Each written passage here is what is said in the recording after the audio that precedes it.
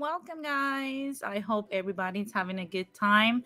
I don't know if my audio is correct. I don't want to start like all crazy. I see that, I still have some people here. Welcome, guys, to another episode of Latin Explaining. And please excuse me for any noises that you might hear. I might have to change the location of where I'm doing this in our house. But I mean, for now, like if you're in the chat, let me know if you can hear me right, because I don't want to start this show that's so special to me with audio issues. So you guys let me know if you can hear me, if you can hear me properly. I hope you can. Now I see that Puerto Rican said, "Rest in peace, Mr. Kevin Samuels, for he really tried to restore the community he loves so much." Absolutely. And before I get into today's show, I want to welcome everyone that's watching this live as I'm speaking. Oh, thank you, Risa Ram. He's like, "You're good."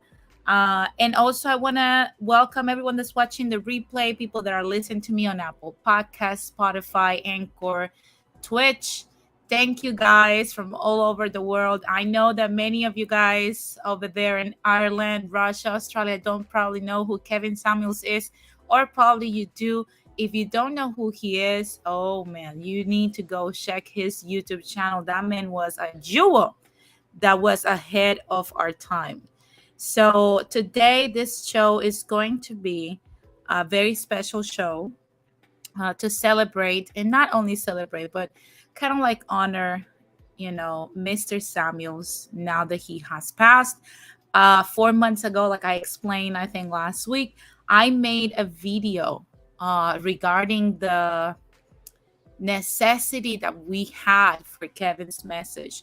It was titled The Last Samurai. So go to my YouTube channel, or if you're listening on any other platform, go to that video so you can understand what I'm talking about. But basically, what I was talking about on that episode was that many resources that us as women have today, modern times, in order for us to learn how to mate with the opposite sex, are becoming a little bit scarce. We're not having as much allies, starting from our own families, because a lot of people uh, come from either broken families or families that didn't have the information themselves.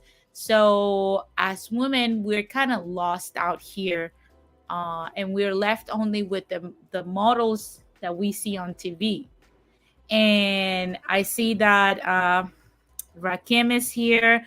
Jose is here. Welcome, guys. As you come in, make sure you like this video. So yeah, uh, unfortunately, we're still left with Cardi B and Meg Thee Stallion and Lil Kim as our role models, because unfortunately, at home we don't have nobody to tell us how to do these things, how to interact with the opposite sex, how to actually acquire a husband, and how important a husband is, and how vital it is for a woman in our lives. So because that knowledge of like the value that men add to our lives have been lost, we only had a few allies. I spoke on that video about like my therapist actually is about to stop working with this type of message. And I mean, I was a little sad because, of course, at some point in my life, hi, Roiches, what's up?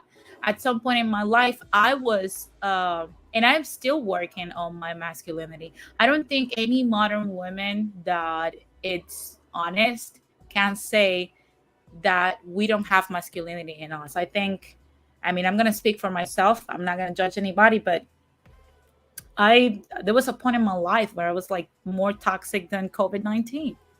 And, I needed to, you know, I needed to come to grips with that and understand that, I was a problem. There was something wrong with me. I was out of order, out of place. I needed to change those things because I wanted to have a healthy marriage and I wanted to have a good man by my side.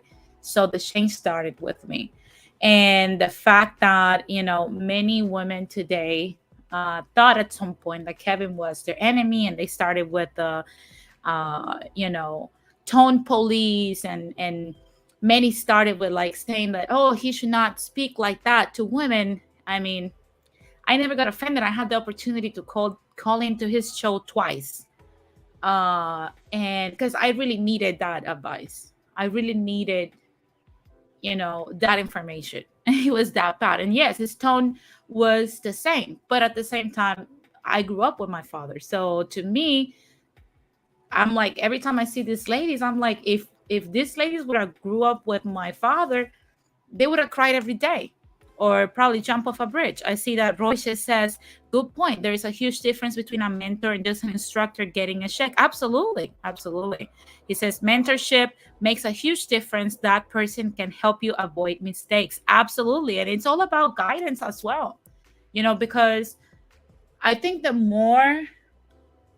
look, the more you humble yourself to understand that there is a huge possibility that you don't know anything, the more you grow as a person. I think that's something that I like to think I do for the most part.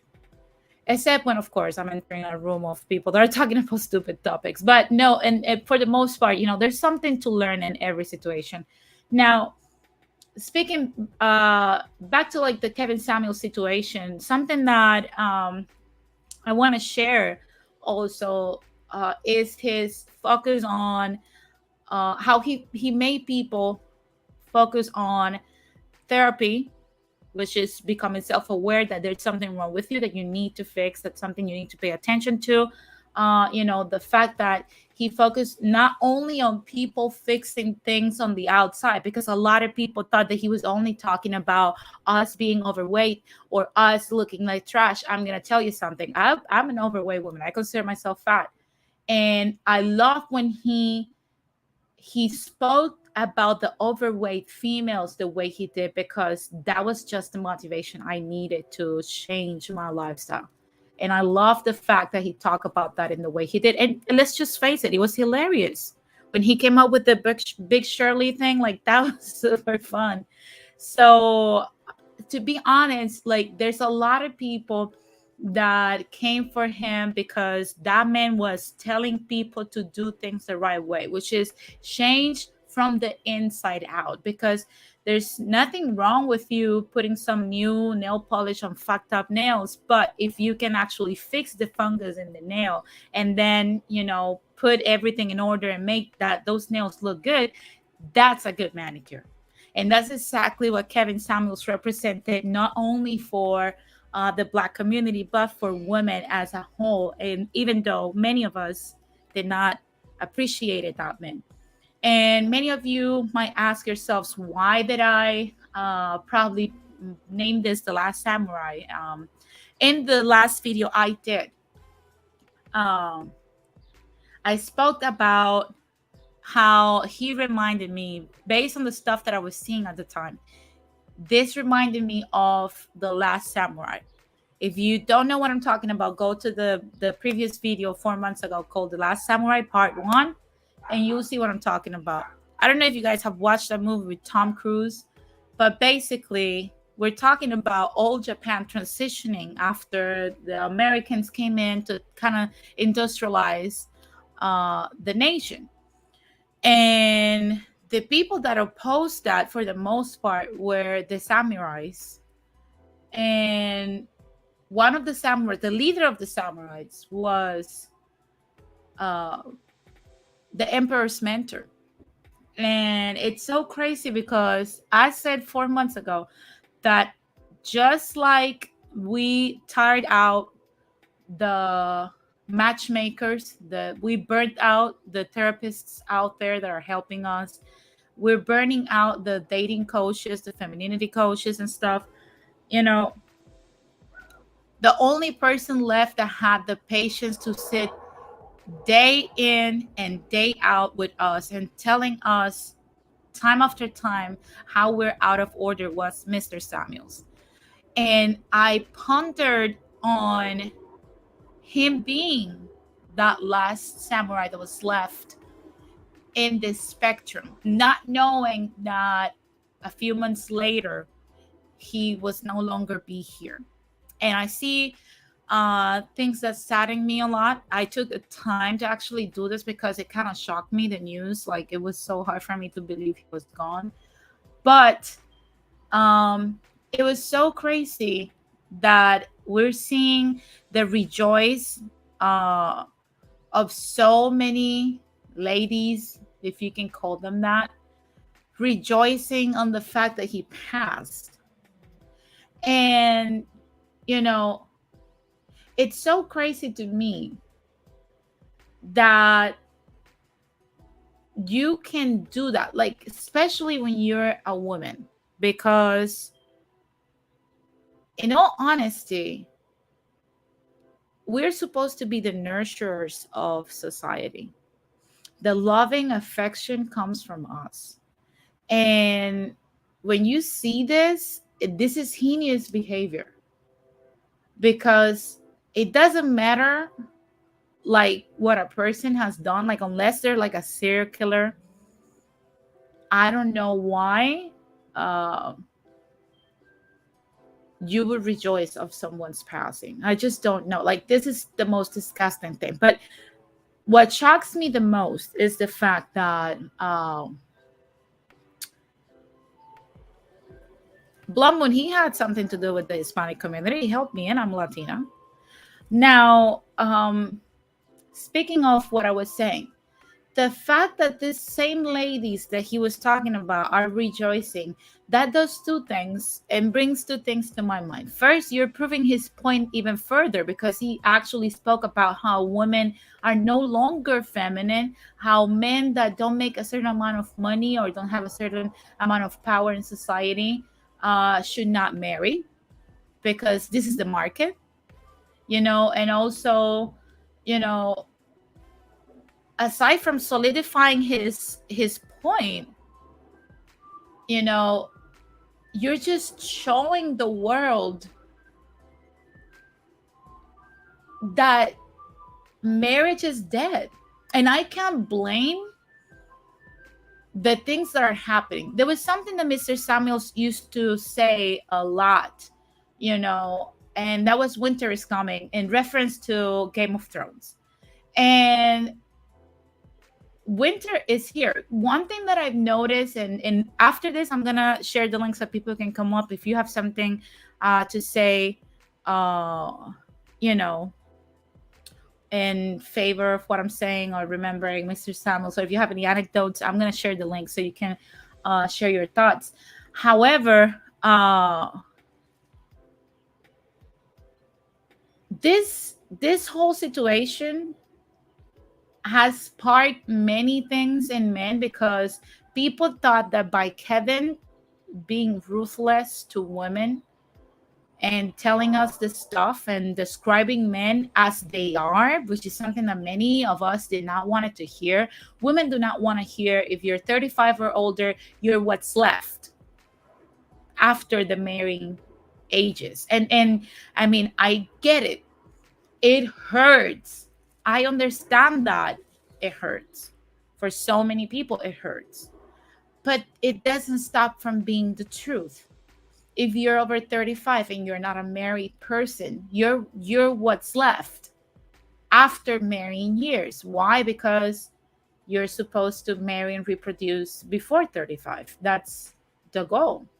And like, anyway, so second, when he expressed, and this is another controversial topic that he said, that women needed to lose weight. Like I stated before, I'm a fat person. I'm a fat woman, and this is one of the best topics that I think Kevin touched on, because we tend to live our life in modern times without the intention. We don't really seem to understand the effects of certain decisions that we make regarding our health. We needed that wake-up call.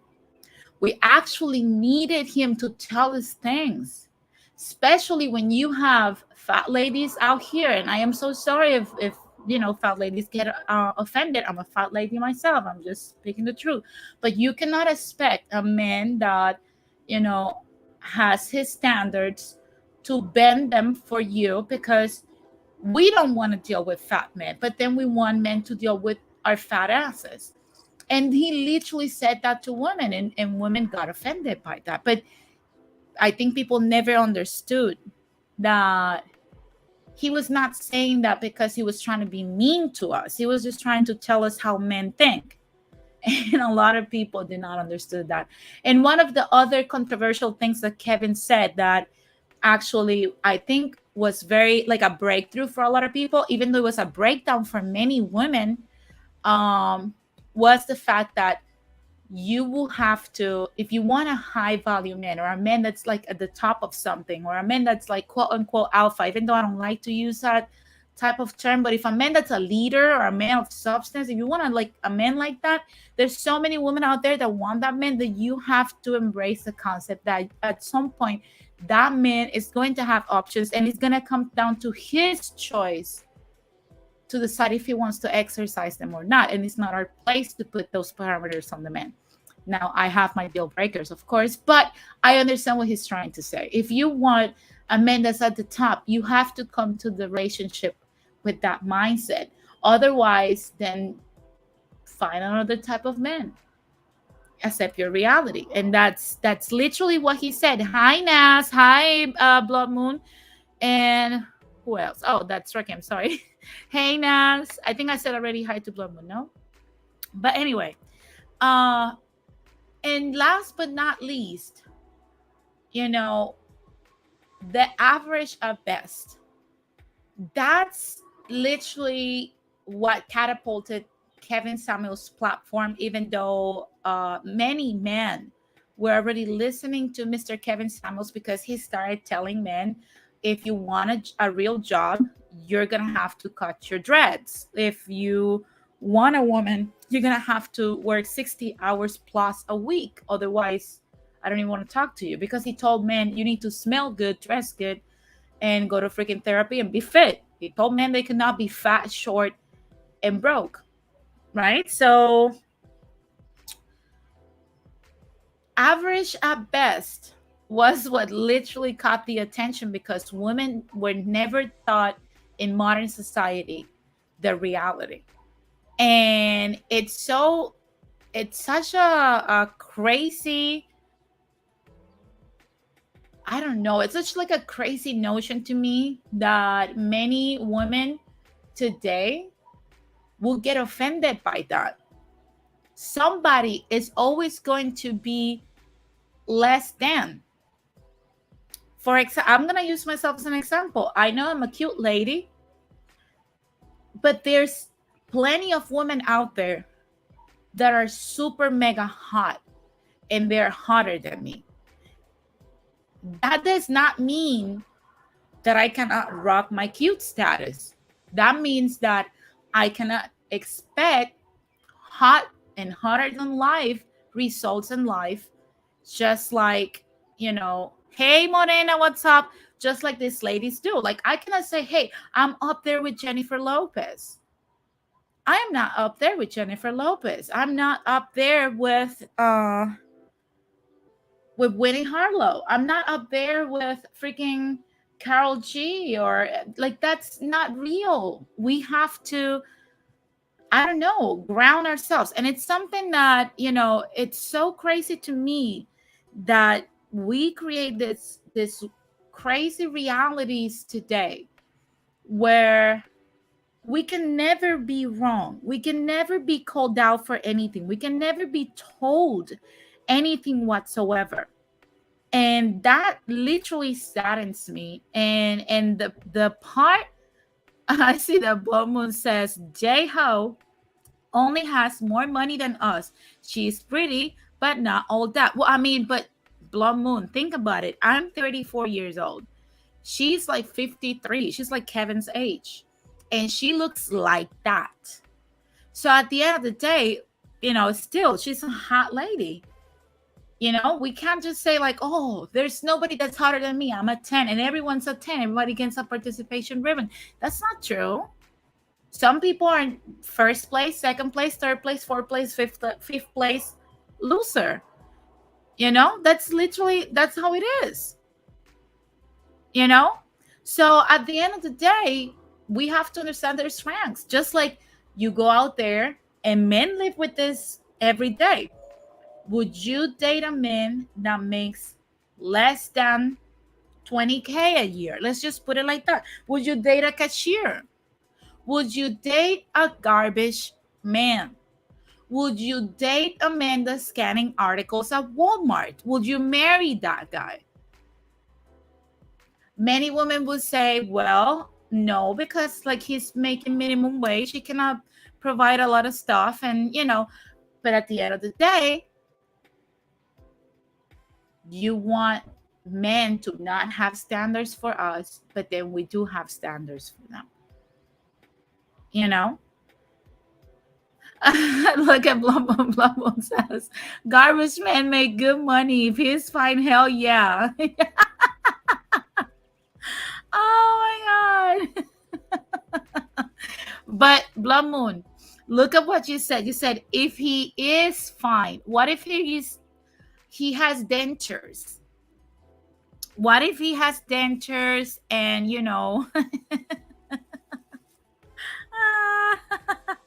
I see that Risaram says, Denise, Cap, have you seen Jayla with no makeup? She's not hot. It's all makeup. Well, I mean, let's say that her cyber version, it's really pretty. So, you know, but before I share like the link so that people can come up, one thing that many of these ladies, regardless of how they felt about the topic, there's two things I want to say to them. And the first one is what it's my opinion, which is Kevin Samuels did not hate women. If anything, this man was willing to take the hate from women in order to start the conversation among men and women. And that's what a lot of people did not understood. Jose asked Blood Moon, what if that man is fat, like the trash man? And she says, I don't like ugly men. They must look good to my eyes. And Morena says, he can be chubby, but not fat. Morena. Morena.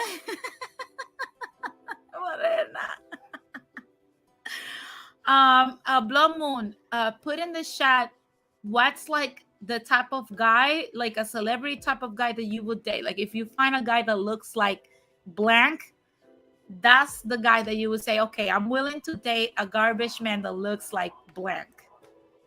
Let's see.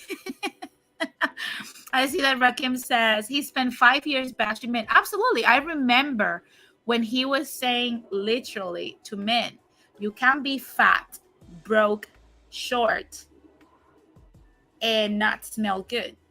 He's like, you can't change, being short, but you can't change the fact that you're fat and broke. He literally called that man a loser, and many other men. He called a lot of men losers, and it was harsh. It was really harsh. I think it was harsher than the women. I see that Blood Moon says Jason Momoa. Come on, Blood Moon. I see that Royce says Blood Moon, women like Kay has described, over 35 and having kids. Will a man marry her? We know men will have sex with almost anything with a vagina. Absolutely. I see that Morena says, yes. Do you know a chubby cute guy? You know what? I'll be in the lookout. I'll be in the lookout. Do you have an age range, or it doesn't matter if it's younger than you or older than you? Because that's another thing, but not older, because I mean it all depends. What's your age range?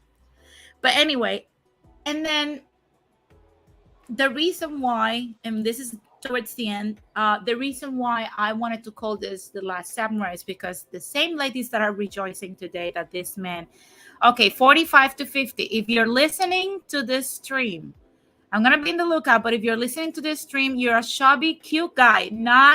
We don't want no toothless. We don't want a smelly dude or dirty nails, okay? If you're a cute, chubby guy between the ages of 45 to 50, you found yourself a girlfriend. Must love how to dance, must know how to dance, Latin rhythms, not like you're having a seizure, must know how to have fun, and take Morena's great sense of humor, and trust me, she'll make you feel like 10 years younger. Okay, so well, be in the lookout, Morena, don't worry. So these ladies don't realize, there goes the last protector of the barrier, the wall amongst the White Walkers, which were like the people that was being kept north, out of outside of the wall, and the rest of the people of Westeros. And I'm gonna explain why. Because to me, even though Kevin Samuels liked to say that he was kind of like the winter is coming, the king, to me he was Ned Stark. If you watch Game of Thrones, once Ned Stark dies in the first season, I don't know if you noticed that everything got destabilized, but everybody, it doesn't matter if they love or hated Ned Stark, they knew that Ned Stark was a man of honor, was a man that commanded respect, and was a man of his word. Now, when that man died, even the king trusted him with the kingdom because he trusted Ned Stark because of his judgment and his character. Once that man died, all hell broke loose, everything disintegrated, and it took many, many, many years and many deaths to actually get stuff going again. And at the end of the day, it's not a surprise that his kids ended up, in the Iron Throne. It was Stark's house that ended up in that. Now, if we are to apply this stuff here, even though I use the concept of the last samurai, it took the emperor the death of his mentor to understand that he overstretched his hand, to understand that he needed to put a stop to his behavior. It took the emperor the death of his mentor to actually understand that. And I think that now what I am seeing is men now have gloves are off, and many are just telling women exactly what they think from their own mouth with no filter. Kevin was that filter between the tobacco and your mouth, and that filter has been removed. Now you get the full tobacco. So if you get cancer, that's up to you. So if you're in this type of realm of women, just know that this man's death marks a before and after, and only very special people get to do this in our lifetime. A time before and after their lives, or their influence in our lives. And if you have watched any of the latest videos in the manosphere, I think the fact that so many women came out of the woodwork to actually be this disgusting and prove Kevin's point. Like, if you were on the fence thinking that maybe Kevin was out of pocket, and you saw all this massive disgusting reaction, even the Vivica Fox reaction, I know that many men got upset because they understood, hey, we're under siege. This is the market. The market is trash. This is what we have to deal with. So with that being said, I'm going to share something that many women did not understood, which is something that Professor Feynman said yesterday. And it's something that many women did not understood about Kevin Samuels. And he said, if you cannot be corrected without being offended, then you'll never truly grow in life. And that's something that I am taking it. He coined it, but I'm going to take it for my own platform. And I'm going to repeat it again. If you cannot be corrected without being offended, then you'll never truly grow in life. So with that being said, guys, if you have anything to contribute regarding the late Mr. Samuels, if you would like to share, your thoughts on it, may he rest in power. You can come up and share your thoughts with me, with the people that are listening. I see that we have more people coming in. Please hit the like button, subscribe if you have not done so. I see the discussion in the chat is popping. I cannot read everything at once, but I see that Rizzo Ram says, if you want me to read your comment, tag me and I'll highlight it. I see that Risa Ram says, if women wanted equality, they should be able to handle the direct, uncomfortable truth like men do amongst men. Absolutely, absolutely, absolutely. So definitely, like I said, it's something that, oh my God, it's so sad. But to be honest with you, I think this is a conversation started in. I think Kevin wouldn't have wanted it any other way than the way it is, which is he parted, and now the conversation is going to turn a little bit more hostile until it calms down and we'll start understanding each other, which is basically balance at some point. Now I see that Jose is here. What's up, Jose?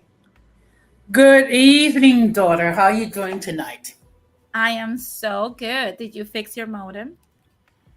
So far everything's okay. I mean, I haven't Oh, had that's good. any more issues. Of course, last week was a little bit crazy with me. I shared some stuff, in your Instagram. I will share some more stuff during the week, being there's not going to be a backstage. But I find it very disgusting that there are people that celebrating this person's death simply because of the fact they had an issue with what he was saying. If you did not want to hear it, you can go to other social media, other platforms when you can talk about, well, women are queens even though they weigh 500 pounds and whatnot. Yeah. And you know what I find funny too? Um, the fact that women celebrate as if Kevin dying is gonna make men date sloppy seconds and single mothers. Men are never going to go back to that. Like, if you're one of these ladies listening to this, I want you to understand something. Just because Kevin passed, men are not going to date single mothers in sloppy seconds. They're just not going to do that. Now, before we continue, I want to welcome my cyber brother, Rakim. What's up? Shout out to my YouTube sis Denise. Shout out to my YouTube dad Jose. How you guys doing today? Good Good, evening. good. I But believe Kevin was laid to rest today, if I'm not mistaken. Mhm. Rest in peace to the man. Um, I have followed Kevin since he was in the fragrance community. I bought various fragrances off of Kevin based off his recommendations, from Nasomato fragrances to Parfums de Marley to Creed to various different fragrances that he had recommended. He had he had a way of carrying himself with a lot of style. He had charisma. He was very articulate, and he had a way of speaking that just you gravitated a lot towards his videos. And that's even before he blew up, in the manosphere sector of YouTube. And a lot of things that Kevin said was true. Now, did I agree with everything? No. Do I believe some things was just shock value to, have people talking? Absolutely. But for the most part, I was watching Kevin in the beginning when Kevin was giving men harsh criticism. The same type of criticism that you would get from your grandfather, from your father, from your uncles, telling men that they had to get, their act together and get things in order before they even thought about trying to speak to a woman. He even had one video where he was speaking to a guy who had 3 kids. Um, I believe he was a stay-at-home dad or something like that, or he was only working a job making, little money. And he was telling him, women is not your problem. You need to get everything in order. You need to make sure that you're working and making as much money as possible. Because if you have another child, it's over for you, dude. It's over for you. Child support is going to eat you alive, and you're only making 30 something thousand a year. You're making the equivalent to that of a woman that has you pretty much a baby mama. And the guy had to eat that. He Yeah. had to eat that, and a lot of the men was very receptive to his harsh criticism, because we're not, things are not painted in things are not painted in, like, rose colored lenses for us. We're taught early on in life that things can be very brutal, things can be very harsh for us, and we have to have a realistic viewpoint on a lot of things, and a lot of men took that criticism and they use that to improve themselves, and whether it be your style of dress, whether it be going to the gym, especially on your finances. So it's just crazy to me how once he started giving critique to women, it became an uproar. And for the people to say that, oh, he only blew up after he started talking to women, Kevin had over a 500,000 views criticizing men way before he was even speaking to women. You don't Yeah, believe me? he was literally getting like thousands and thousands of viewers on his live streams. There is something, and I'm gonna say this: no tea, no shade to anybody that's out there. But let me tell you something: live streaming is an art, you know. And I am so sorry. There's the majority of people cannot master that art. You have to have either more in a sense of humor or something special in order for you to master live streaming. You get my point? But if you don't have that, then you're better off just making videos. Now, Kevin Samuels was the master at live streaming. Like legit. I come from radio. Like I said, I've never seen a YouTuber that does live streams that are so entertaining, so funny and hilarious and interesting at the same time as Mr. Kevin Samuels. So I know Jose wanted to also add something to what he was saying. Jose, are you there? Yes, I'm here. Can you hear me? Yeah, go ahead. Okay, but but the fact of the matter is this: if you can get past the emotional,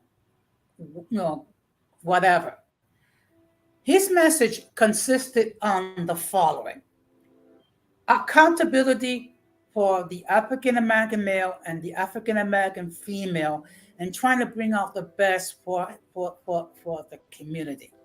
Okay, that is the reality.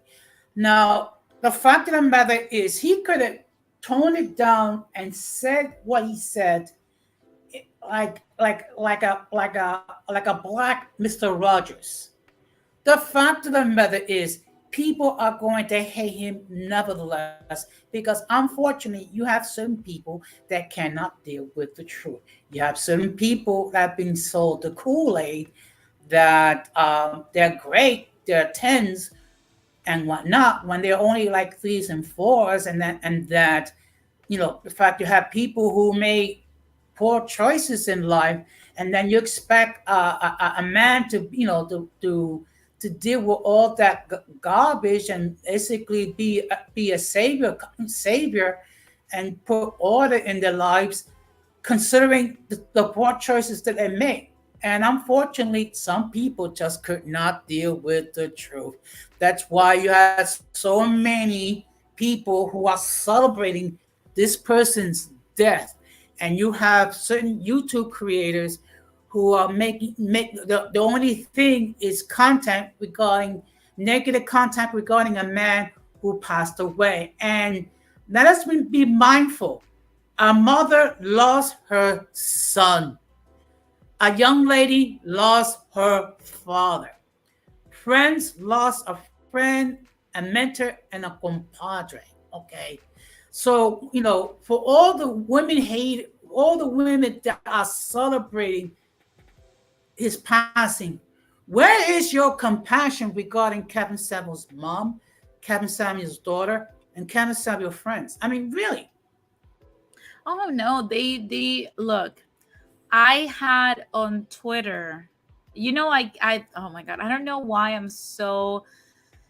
I have these topics on Twitter because I always end in Twitter jail. I don't know if the Elon Musk deal fell through completely or is halfway because I have not gotten into Twitter jail yet.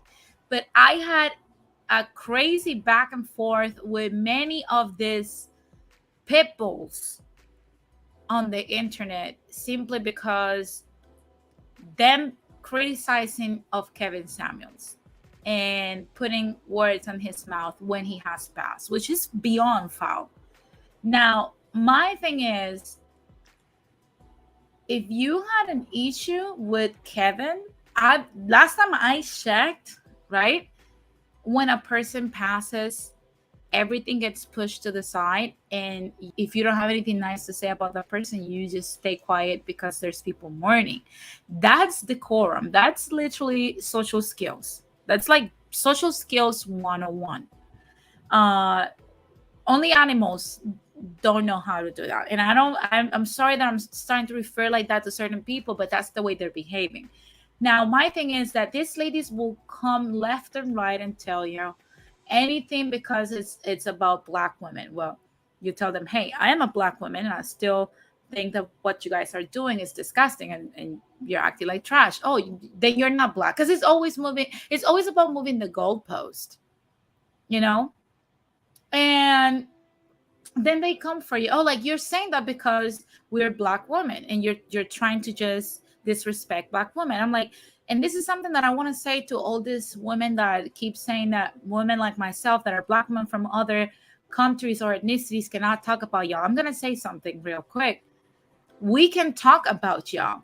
Being black doesn't make you unique. We're all black. As a matter of fact, if you guys don't know, 96% of the slaves that were brought here from Africa stayed within Latin America. You're not special. If anything, you're part of the minority of black people that were brought to the Americas. We are the majority. And the minority is making us look bad. So we can definitely talk about your behavior, which is trash. I'm not saying all American ladies are trash, but there's a large portion of ladies today that are trash. And if your behavior is trash, I don't care if you're black, white, pink, yellow, blue, purple, you need to correct your behavior. Period.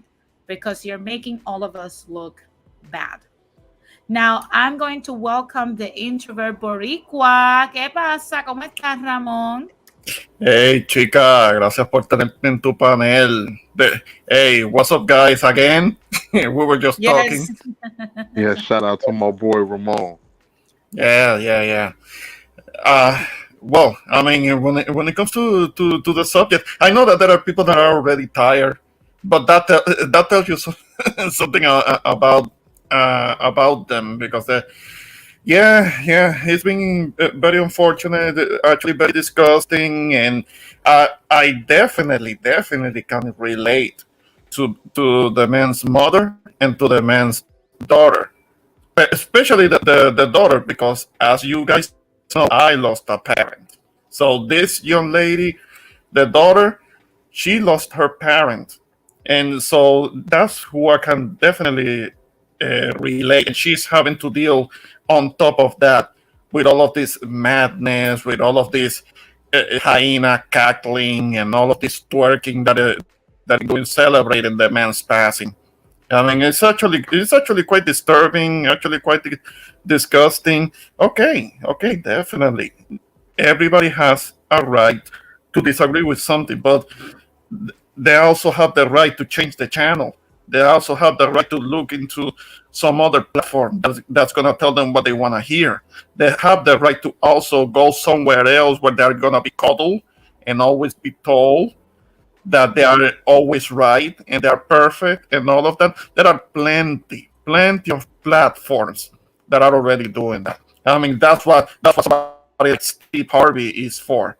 That's what he does. That has made him rich out of coddling because there are this group of women that can never take any kind of criticism. Oh, but they can dish it out. Oh, they can dish it out. They can dish out the criticism towards them, but they cannot take criticism because they have already convinced themselves of their perfection. That's why they go around calling themselves queens, goddesses, empress, duchess, all kinds of self-aggrandizing titles because they really believe that they're perfect. And no, they're not. They're not. They're fallible. They are imperfect. That's part of being a human being. So that whole notion, that perfection notion, and that whole thing about not being able to take criticism, it tells you something about their maturity. And always throwing a temper tantrum and talking like they are victims, because that's the one that really that really irks me. That whole victimhood talk. A little, you give them a little criticism and then they start crying victim. I mean, no, that these women are not victims. They're just they just have been shielded from criticism for so long, and that is something that may need to change. The thing is that their ancestors, they were able to be held accountable, and they wouldn't cry victim, and it wasn't because of oppression. That's not oppression. That's just proper parenting, being in community where they kind of like talk to each other and they will hold each other accountable, whether they were men or women. There used to be such a thing, but there is no such thing anymore. There is too much entitlement. There is too much shielding. There is too much coddling. And if the society is to progress, that's going to have to change. And you know what? The crazy part is that it's not changing. Yeah. You know, people are everything is offensive. Everything, it's like we're seeing it like as generations transcend. Like people start to get more and more sensitive, more and more politically correct. One of the social experiments that I always like to bring up is Donald Trump. Hmm. When Donald Trump came into office, a lot of people agree with what he was talking about. Like a lot of people felt the pain in their pockets with the Obamacare. A lot of people did. A lot of people agree with a lot of stuff that he was talking about, but because he was so mean, people did not want it to support him because people got offended. You get my point? But the problem is that people wanted him out because they felt offended by what he said, and he did not say it with lipstick on.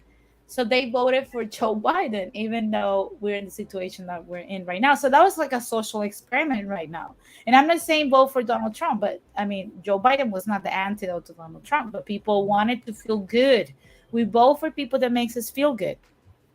And it's so bad to the point that the majority of people that are doing this today is us as women. For example, we cannot tell women today that we need to ban abortions, because if we say that, then they'll say my body, my choice. Well, you made your choice before you had sex and 3 days after you had unprotected sex. I explained that uh last Sunday, when I explained that we have 34 methods of birth control before the act of unprotected sex, and then we have one more, so that's like 35. Uh, that's after having sex.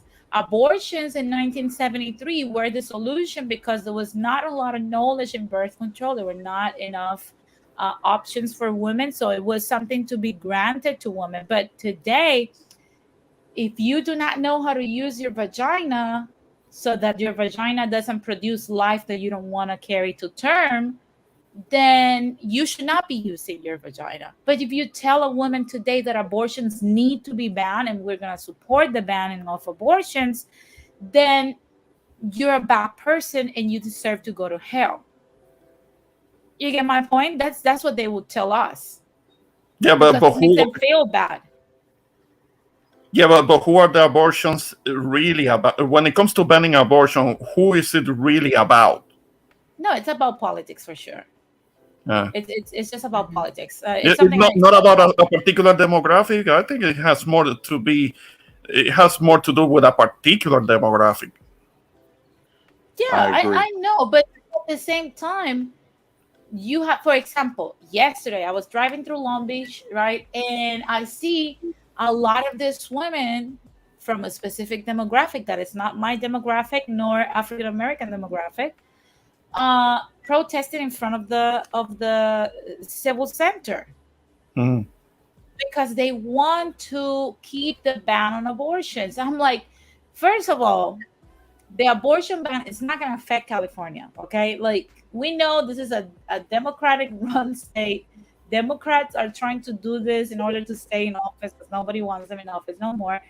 So they're going to use and coin this so the people vote for them in order to keep the abortions. Again, Mhm. it's never going to affect California women, but we're here protesting for the ban on abortions. But if you tell them something about this, they will tell you you deserve to be killed or die or whatever the hell. You Okay, get my but these point? women, yeah, but Um, these women that you're talking about, they're protesting for maintaining abortion or to ban it. No, no, to maintain the Oh, abortions oh, okay, okay. because To keep it. they don't want to ban abortions. I'm like, why you don't look? We need to ban abortion. I don't care how you feel about it. We Yeah. need to ban them. This is out of control. You have a sticker, you have a ring that you can pop up your vajayjay. If it Mhm. falls out, you can wash it, pop it back up. You only have to replace it once a week. We have the injection that's once a Yeah. year, so if you don't have to think about it for the rest of the year, we have the sticker, we have the next balloon that you inject in your arm. We have so many birth control options that abortions are draconian at this point. If you're a woman, and I am sorry if women will hate me for what I'm gonna say, but if you're a woman out there that's still going through the process of an abortion, you are a killer. I am so The thing is that sorry, but that uh-huh. is the truth because you could have prevented this even after the unprotected sex event with a plan B.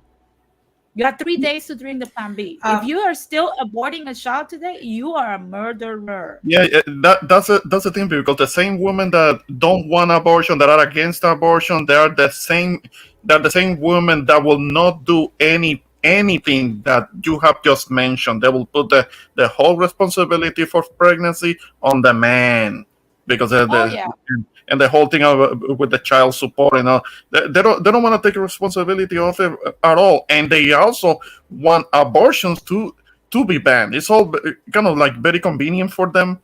They want to put it all kind of like where they are the ones with the reproductive rights. Okay, they ban abortion, but they don't want to use other forms of contraception.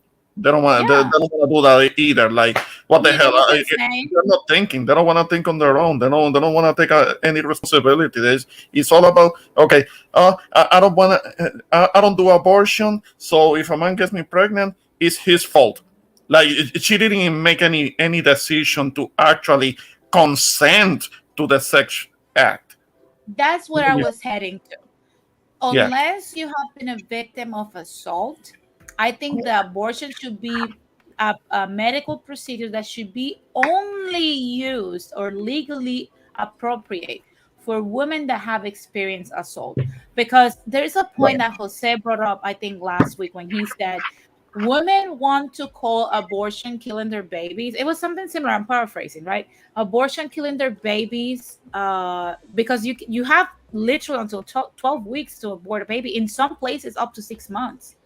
So yeah, that's too long. That's too much. you can kill a baby that's 6 months old, right?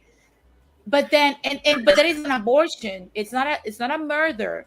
But then if a pregnant woman that's like, let's say, 4 months pregnant dies, then you want to charge or gets killed, you want to charge the murder for two murders. So Mhm. then hello, something's gotta give. Like if it's murder by another person, it's because that's considered a person. If it's murder by you, if I then I can, guess it's not considered a person. if I can just chime in on that, and this is where the hypocrisy fall in. Okay, if a woman is, is someone performs homicide on a woman that's pregnant, that person is guilty of committing homicide against two people. But yet, at the same time, a woman can wait until like the ninth month to get an abortion, but that's perfectly okay. Make that make sense.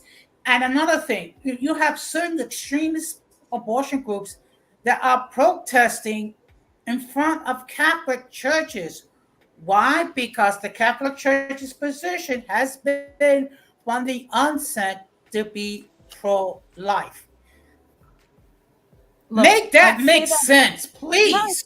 it doesn't. Look, Charles Irby says in New Jersey you can kill a baby at 7 months. Oh my God, No, that's too this much. is That's too much. That's it. Look, a baby that's 6 months old, it's a viable baby. I want people to understand that. At look, at 5 months, you can survive as a kid. Yeah, it can be That's a premature. lot. It can be 7 months. That's almost birth. I mean, at 7 months, many premature babies have been born at 7 months, and they have Look, grown up fine. you see what Smoothie said. So its heartbeats mean nothing. Exactly. That's exactly what I'm saying. I am for that. I'm sorry for the ladies that are pro choice, but we need to ban abortion. Again, this is out of control. This is draconian at this point. You have 30 flipping six options to avoid being pregnant if you don't want to. Use one and shut the hell up. Yeah, but they I don't am want to so hear that sorry. part. They don't want to hear that Denise, part. they, Yeah, go ahead. because you know why? Because they don't want to take responsibility for their actions. Well, I mean, but But that's they the want to point that. blame Go ahead. But they want to blame the men like it's our fault. Excuse me, the last time I checked, you need a male and a female to produce a child. Okay, a sperm must enter into the vagina and actually fertilize an egg. You cannot have one without the other. So please, spare me the crap regarding it's a man's fault. It's a man's fault. Unless a woman has been assaulted, a woman is just as guilty as the man. Yeah, yeah. I see that Donnie's here. Hi, Donnie. Yeah, absolutely. Look. It's like Risa Ram said. Accountability is a woman's kryptonite. Like legit, that is the problem. You are responsible with your vagina. You don't go to have it checked. You don't know even how to and I'm gonna get graphic, guys, so I'm sorry, but I've walked past several women in different locations, and sometimes you ladies know this.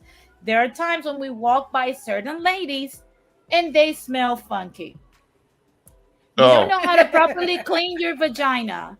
oh, I'm pretty sure they because smell I like have rotten fish, like rotten look, fish. look, I have male friends, I have male cousins, and I've heard their stories about certain ladies that expect certain things in that moment specifically, but they are not up to par in their hygiene. You don't know how to use your vagina, you don't know how to keep it from producing life, you don't know how to wash it properly, but then you want to have the right to kill what grows inside your vagina.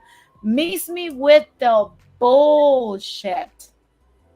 Okay, just miss me with that. You want to kill your babies, and we cannot sleep at night seeing you kill your kids.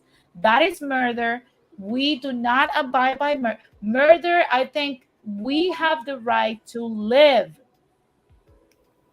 Okay, I see that Royce says you guys on the panel are confusing morality and man-made law.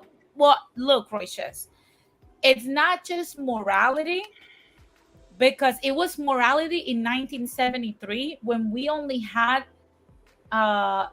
draconian birth control that will basically leave you with no reproductive system. Today we don't have the same scenario. So women that are choosing abortion, what they're basically, it's like a big fuck you to the law, because they're saying, I'm not going to do anything to prevent this because I want to purposely be put in this situation so that I can go and kill a baby. And I know that people, he said, look, he's saying, they're not babies. You're saying there should be no privacy rights. Look, it's not that they're not babies. We're saying, okay, if you have an abortion at 6 weeks, let's say there's not a baby there. We'll pretend that that wasn't a baby. But we're talking about 12 weeks. We're talking about 24 weeks. We're talking about 28 weeks in New Jersey. That's a full blown baby. It has hands, a heartbeat, a brain. The first thing that forms in a baby in the first 12 weeks is their brain, their spine, and their neural tube. So that baby already is conscious, that's alive, and it has a heartbeat. Anything with a heartbeat is alive. I don't care if it's not fully developed, it's alive. Like Frankenstein, Indeed. it's alive. So my thing is, I'll let you talk real quick, Jose. But my thing is, there's no privacy anymore because there are procedures in America that are not legal, even though there are medical procedures that are legal somewhere else. Here, we want to make abortions illegal after 6 weeks. Not because of privacy. Nobody's going to know. Only your doctor will know that you want an abortion after a certain period of time. That's the problem, that these ladies are throwing a fit. Just think about it for a second. These ladies are throwing a fit because they cannot kill an older, more developed baby. They don't want to kill it at 6 weeks. They want to kill it at 6 months. Like legit, they want to kill the baby at 6 months. They don't want to kill it at 6 weeks. They're throwing a fit because they can't kill a baby after it's more developed. Just think about that for it. That's so messed up. But Jose, you wanted to say something. Yes, I once heard a story of a woman going about having abortion in the ninth month, not the 6 month, not 6 weeks, the ninth month. What No, it's happened? The too late for baby that. can't. Okay, no, but I mean, yeah, but no, but this is what some of these people are advocating. The baby came out alive. The doctor asked the lady if they wanted to, complete the procedure, which is abort the child. The child was murdered. Okay, this is what these people are advocating. No restrictions on abortion. That an abortion could be done on the ninth month. I mean, come on, make it make sense. Yeah, it's ridiculous. Look, Blood Moon says, I know a Muslim lady who did it at 8 months and she survived. I'm like, that's what I'm talking about. These ladies are out of control. We need to start talking about this stuff. I see that Morena says, what if you find out at 12 weeks the child will have Down syndrome? Should women have that choice? Is that still murder? No, because in my opinion, and that's what I wanted to touch on further down the road. If you have been assaulted, if your kid comes with spina bifida, if your kid comes with some defect, out of compassion, yeah, we'll allow the medical procedure. But it's not the same because those moms actually don't want to kill the baby. They're just heartbroken that the baby came with a defect and they have to terminate their pregnancy. Some are so heartbroken that they say, no, I don't want to terminate the pregnancy. We know many of these women. Those are real moms. I was listening yesterday to Corey. I don't remember his last name. It's a comedian. When he was saying, bitches don't love anything. Bitches kill their kids and call it abortion. Oh my God. Because this is my thing. When people try to feel compassionate for these ladies that want to keep killing these kids, you have to think about the logic of these ladies. They literally say, I don't want to take no birth control. Oh, I see that MK says Corey Holcomb. Yeah, he was the one who said that. He basically, because literally they're saying, I don't like F your birth control. Okay? Don't tell me what to do with my body. But then we're supposed to sit down when you want to kill life that you created because of your irresponsible ass. But then you have the same nerve to tell men, if you didn't want a baby, you shouldn't have had unprotected sex. Then that's the same thing we need to tell women. If you didn't want a baby, then you shouldn't have had unprotected sex. It works both ways. Aren't we asking for equality? Like, if you had unprotected sex, what do you expect? A dishwasher? A baby was going to come out of that. Denise, they only want equality when it's to their benefits. Now, let me share. This is a real story. Okay, my my mother, God rest her soul, at 39 years old, became pregnant with my youngest brother. Okay, this was back in 1973. The doctors advised my mother to have an abortion because, I mean, think about it. At 39 years old, this was 1973. All the risk factors, yada yada yada yada yada. So my mother, she thought about it and she prayed about it.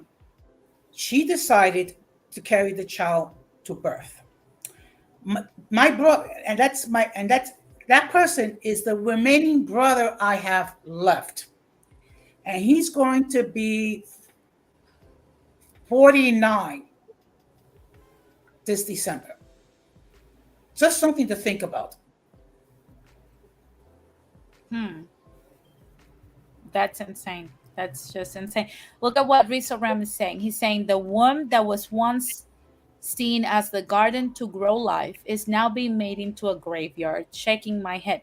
Absolutely. And these are the things that, believe it or not, these are the things that Kevin Samuels tried very hard to explain to women. And the fact that it's something that I touched on very lightly last week. Women are not right now, and I'm saying this, we're not reading the temperature of the culture right now, because Roe versus Wade was something that happened in the 1973 era, when feminism was in its boom, because many women were being abused and assaulted and exploited and harassed at work. So it was around that time. So, in all honesty, at that point, you had a different temperature where men ceded certain rights to women so that women can be exist in a world as normal human beings that were equal under the law. The world has changed since 1973, and what Roe versus Wade being overturned represents for a lot of women that you don't understand right now, because they could have picked other laws to overturn and still make this political move. One of the laws they could have picked was the civil rights movement. Why didn't pick that one to make politics with that one? They could have picked that one. They picked the woman for a reason. The culture right now is that men are getting tired of the inequality. Kevin Samuels try to tell you that. The matchmakers try to tell you that. April Mason even try to tell you that, even though she is still a little out of pocket herself. You know, many therapists and psychologists have tried to tell you that. Pastors have tried to tell you that. Your neighbors have tried to tell you that. Some of your friends have tried to tell you that. People on the internet have tried to tell you that. However, you still want to be out of pocket. You still want to be out of order, out of control. You still want to be ratchet and crazy. Well, the world, this whole thing, it's literally denoting the fact that the United States does not want to continue to pander to women. That's basically what this says. It's a big F you to this third wave feminism, because we could not foresee what's happening, but now what was going to happen, but now we're seeing it right now. And the fact that even the Senate could have codified this into the Constitution, they did not. It did not pass. So it's going back to the states. If the Supreme Court actually in June determines to overturn this, which they probably will, just know that it's going back to the states. And if it goes back to the states, to each state, how many states are actually going to allow you to keep killing kids? There's Yeah, at least it's 20. gonna be. Well, we're gonna have a fairly accurate picture. We can come up with a fairly accurate picture as to how is that going to be divided, because we already have an idea that on the Bible Belt, they're not going to want to hear about it. The states that are part of what is called the Bible Belt, they're not gonna want abortion over there. Of course, on the West Coast, most likely they're gonna be allowing it. On the Northeast, they may allow it. So that's kind of like an idea, like the most simplistic idea that I can give you about it. If it goes back to the to being to be a state issue, so yeah. Yeah, look, Royce says abortion is not killing kids; they're fetuses. No, they're not fetuses, Royce. If that baby, look what I'm saying. If that life growing inside of you, that conglomerate of cells, let's just call it that. If the conglomerate of cells can actually be pushed out of your body and live, that is a life. And you're a Um, murderer. And it's not because I'm not saying this because there's no emotions tied to no one's baby. Do as you please. How many women don't bear babies out there that right now they're probably janking them or slapping them in the face? That's not my kid. I worry about my kids. My thing is, you're still killing. Like, that's a full blown life inside of you. How do they perform an abortion at 24 weeks or even 20 weeks for that matter? They have to cut the arms inside of you, cut the legs inside of you, cut the baby in half and suck it out of your vajayjay. Even if you have a stillborn, after a certain time you have to push it out lifeless. Why? Because um, they cannot do a DNC on you. That's common knowledge. So yeah, it is a person. It's alive. Go ahead, Jose. Okay, again, the question is this: if it's just a fetus, explain to me why, if someone commits homicide against a pregnant woman, it is against two victims. Please make it make sense. I mean, really, please make it make sense. How do you explain that by explain state that it is a fetus? Please make it make sense. Yeah, it in my opinion it doesn't. In my opinion, like in all honesty, it doesn't. I think, to be honest and be fair, I I think Mr. Kevin Samuels, like I said, may he rest in power. This is why he was trying to, yeah, come up, Royces. That's what he was trying to explain to a lot of people and a lot of women, like how far out of order we have gotten, to the point that you can disconnect so far away from life growing inside you and you can kill it like that, and with disregard. And I've seen women that have had multiple abortions. Okay. The thing is that those same women that are having all of those multiple abortions, the day they decide to actually have a baby, they're probably gonna have a problem with it because they're damaging. They're already so damaged inside on the uterus because of all of the previous procedures that it's gonna make it difficult for them to actually have a baby long term Not when only they actually that, do that. do you know that you can actually get a hole in your uterus during that procedure that can deem you infertile for life? I see that Royces is here. What's up, Royces? Thank you for having me. What's up, everybody? Good, good. I can barely hear you. Can you turn How up about? the volume?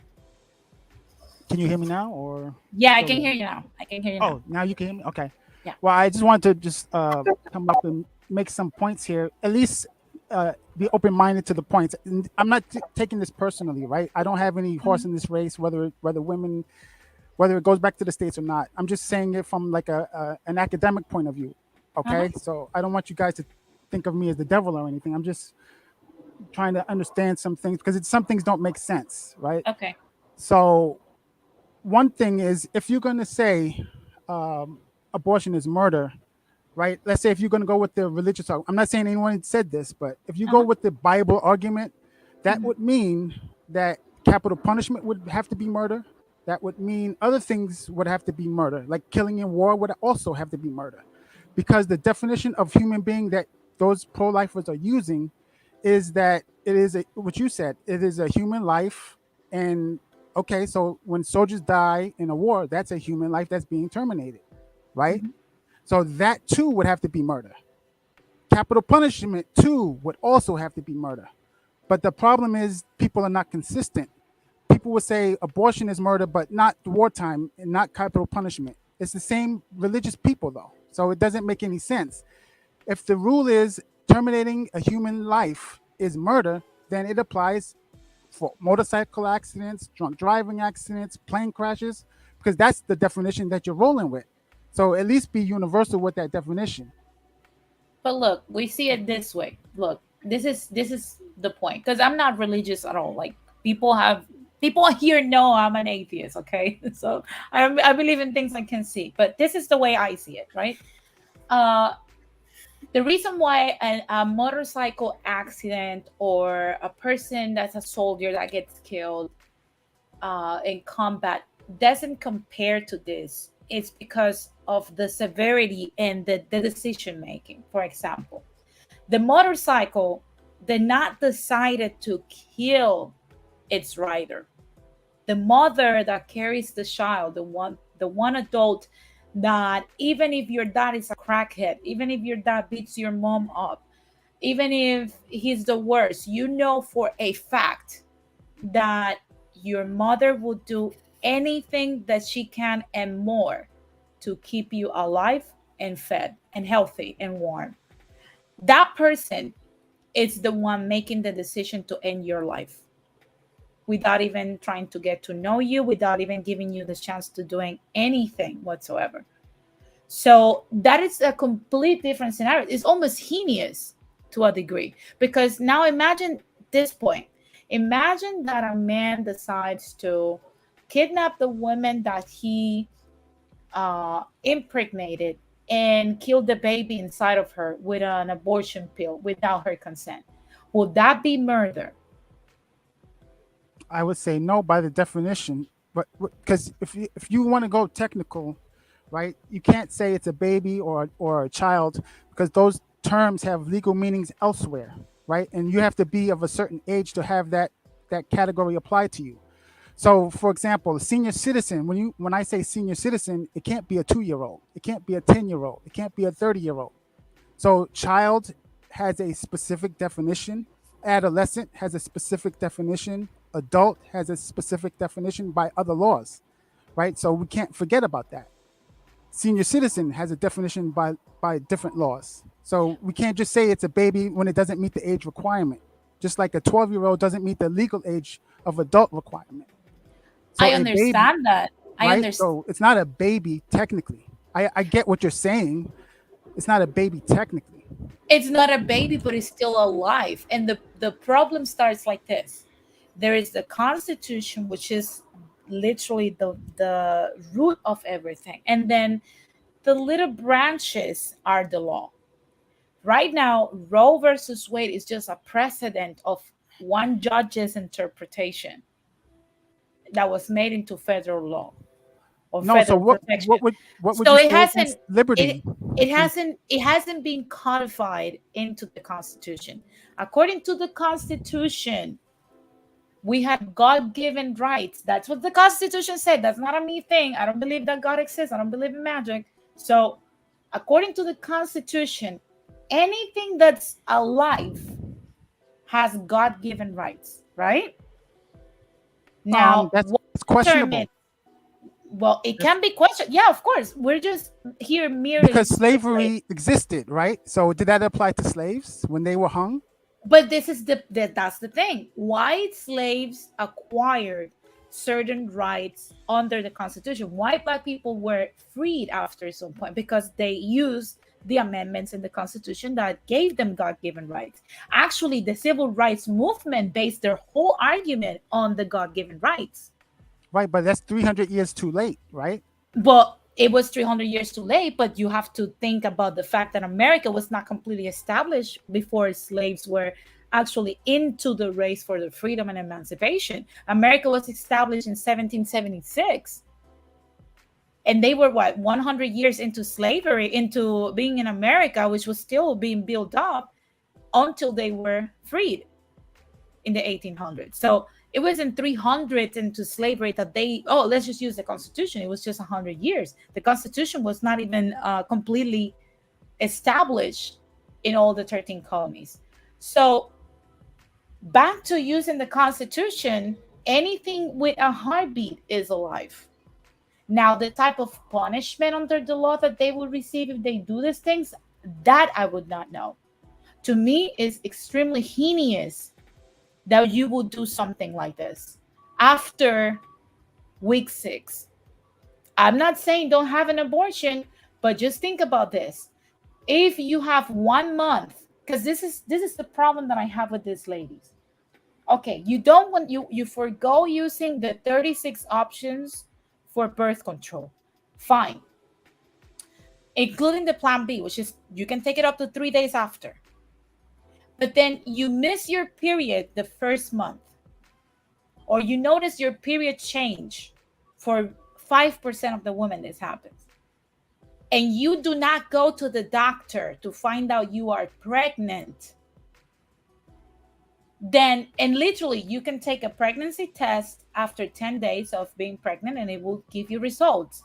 So you did not went to the doctor in that first month, and you're 4 weeks in, let's say you're 4 weeks in, that will still give you 2 weeks to have an abortion. How come you don't know you're pregnant? Are you on top of how your vajayjay works?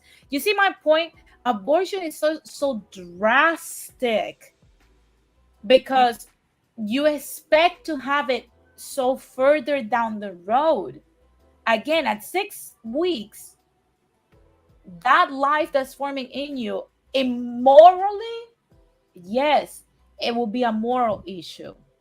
So but after 6 weeks, come on, that baby already has a brain. It has a neural tube. It feels things. Come so on. why does the media say that 6 weeks is not enough time for a woman to know they're pregnant? That it could be 6 weeks and the woman doesn't know that she's pregnant. Is that true or is that false? Is that is completely false. You have to be on top of your period. Like, okay, let me ask you something, Royce, because men don't have this recurrent month situation. But let's say that for 2 weeks, you're feeling every time you use the bathroom to go do number 1, you feel something weird, like stones coming down your sexual organ, right? Would you go to the doctor? Yes. Exactly. So that's basically what the media is telling you, that women can feel all types of symptoms and still not go to the doctor. Their period won't come out. They won't have to spend money on pads that month, and they still won't go to the doctor. You get my point? So it's so weird that we're saying to women, "Oh yeah, kill your baby further down." Excuse me. But that's the thing, that they're not at the first instance of kind of like a change in menstrual cycle. They should have an idea that there is something going wrong, that something has changed, and it goes back to the whole thing about intuition. A woman don't even need to have that intuition that they like to brag about to have enough common sense to understand that there is something going wrong and they need to get themselves checked out. I just don't get it. I don't get it. Waiting for so long, guys.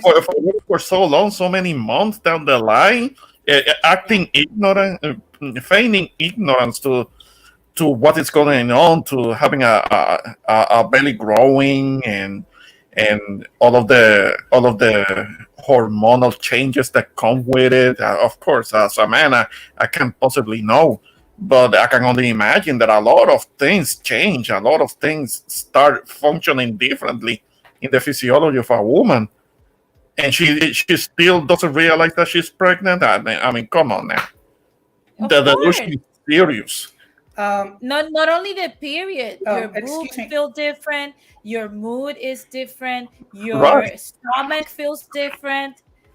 So many there's so many things that you can actually feel different. And then on top of that, you know that if you feel all these things being different and you hadn't protected sex, you can be pregnant. Go ahead, Jose. Okay, actually, okay. Now I look up the definition of murder. Now, according to Wikipedia, murder is the unlawful killing of another human without justification or valid excuse in a war. I mean, unfortunately, there's going to be a situation when you're fighting against an enemy and you're going to have to, kill the soldiers or else you will be killed. Now, it is also defined as a noun, which is the unlawful premeditated killing of one human being by another. This is just something just to think about. Now, just for the information of everybody out there, I'm also pro-life. I'm also against the death penalty. So, um, and I again, I am not. I am not against the death okay, penalty okay, okay, also. okay, okay. And again, I go back to my original premise. How come is it when a person commits homicide against a pregnant woman, that person is is declared guilty on two victims? Please make that make sense. That's not everywhere, Jose, in the United States. That's not everywhere. Only some states have that law. So that's a subjective thing Okay, okay, because well, okay. What's so subjective about what I just read in Wikipedia, or defining it as a noun? So I don't understand. Please explain to me how is that subjective? no. What I'm saying, your last point was subjective. You're saying about the law that if you Oh, injure a pregnant woman, it's a murder on two accounts. That's not everywhere in the United States. That's it, I it, wasn't it talking might about the other not stuff. be. okay. Yeah, it might not be two counts of murder in every state, but it's an Right. aggravating cause. So if you present in court, okay, you're only being charged for one count of murder, but there's aggravating circumstances because that woman was pregnant. Why is that an aggravated circumstance when that was just a conglomerate of cells? Right. That's just the way the lawmakers made it. It doesn't have to be that But way, you right? see, but you see how they bend reality just to fit women's desires and feelings. Well, You yeah. get my Unfortunately, point? yes. Unfortunately, that's how they have the power to make laws. They can make the law that everybody wears an orange jumpsuit. Technically, as long as Yeah, they vote for it. I mean, it doesn't have to have rhyme or reason to it. yeah, So yeah, and that's accidental. yeah, and that's what we're saying. We're like, we get that, you know, but at the same time, we do support the banning of abortions because we see this as life. You Nobody's. know, I don't think anybody. Well, there are some people, I guess, question whether it's life or not, but I don't think that's an intellectual thing to say it's not life.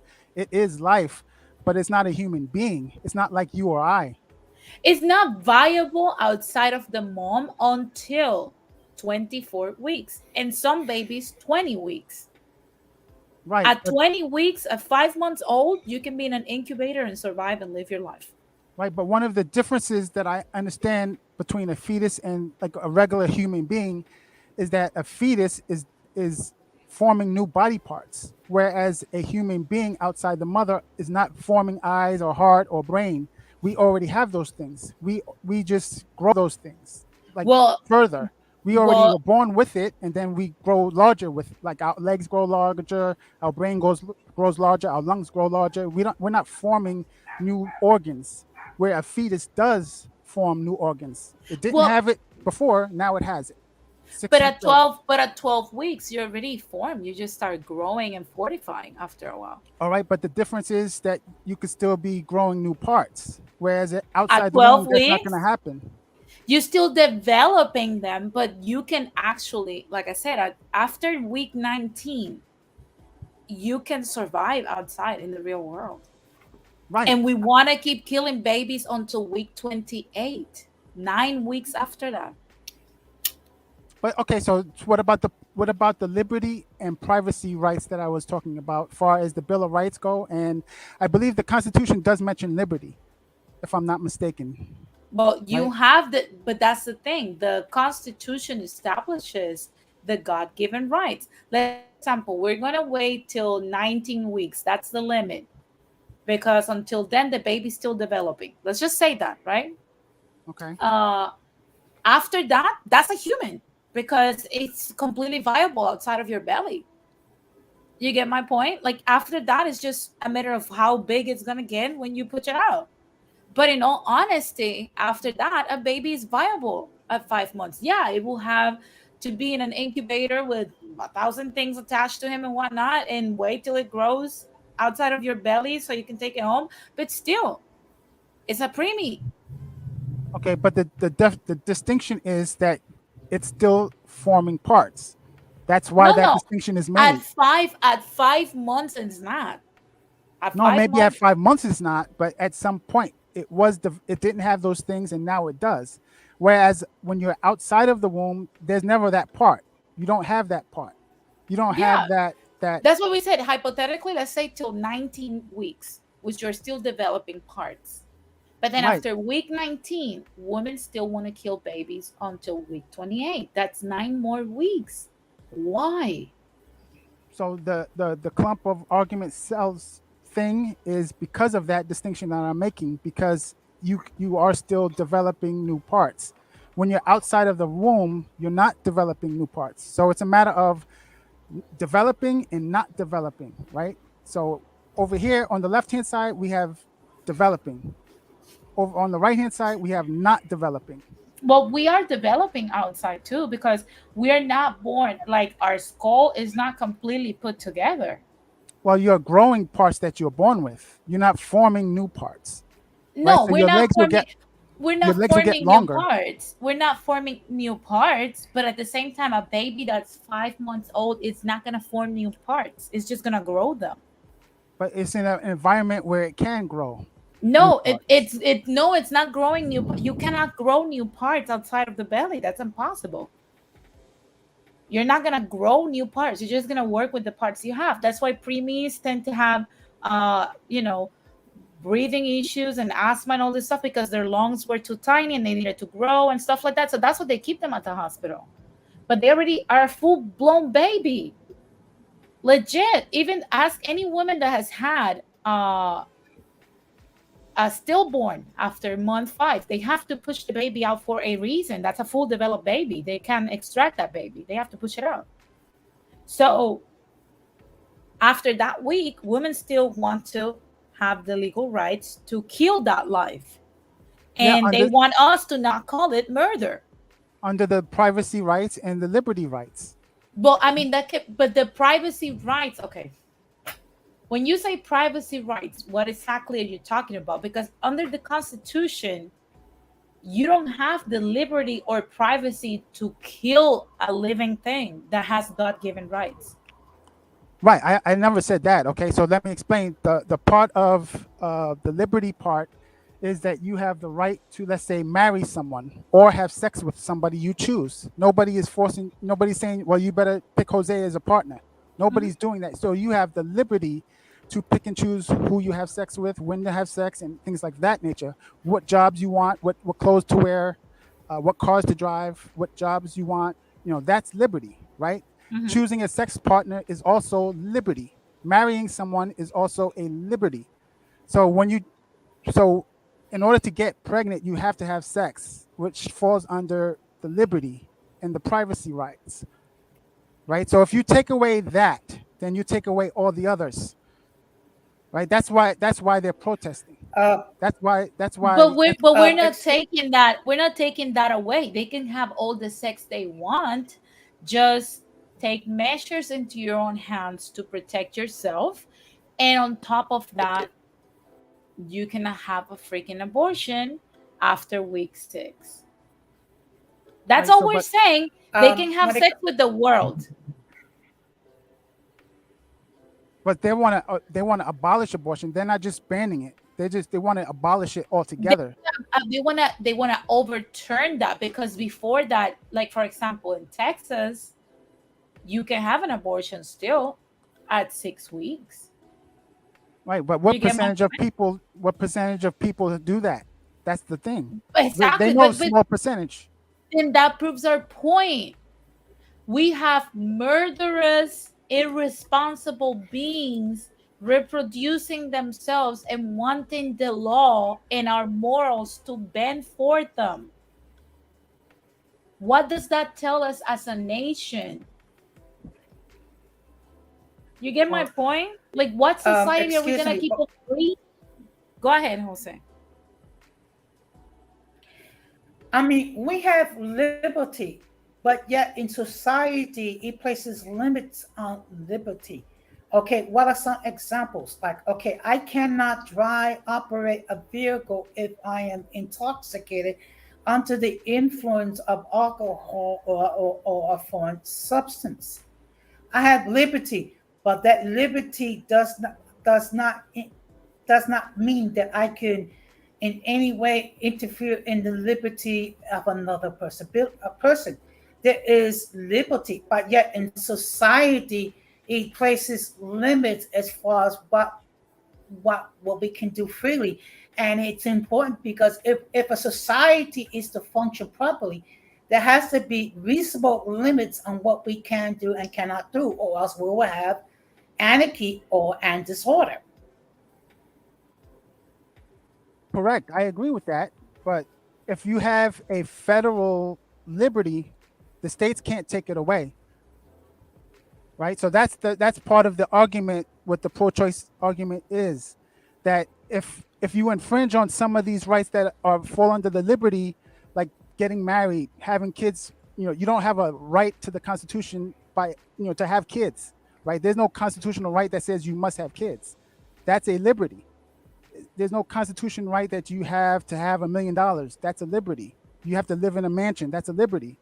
So once you attack one liberty, what they're saying is that other things are also going to be attacked. And I think back in when this first came out about a year ago, didn't the Merrick, what's his name, Merrick something, the federal state prosecutor, the I Merrick mean, you Garland. mean the attorney general? Merrick yeah, Garland. the attorney general, yes, Merrick Garland, he was explicitly saying that things like the gun rights would be attacked as well under the same type of uh, uh, pattern law, right? So if you can do abortion this way, we could do gun rights that way.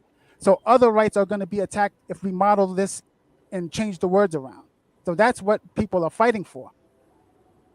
Well, when it comes to the gun rights, at least I know that here in Texas, the governor declared Texas a sanctuary state for gun rights. So, yeah, at least here, that shouldn't be much of an issue anytime soon.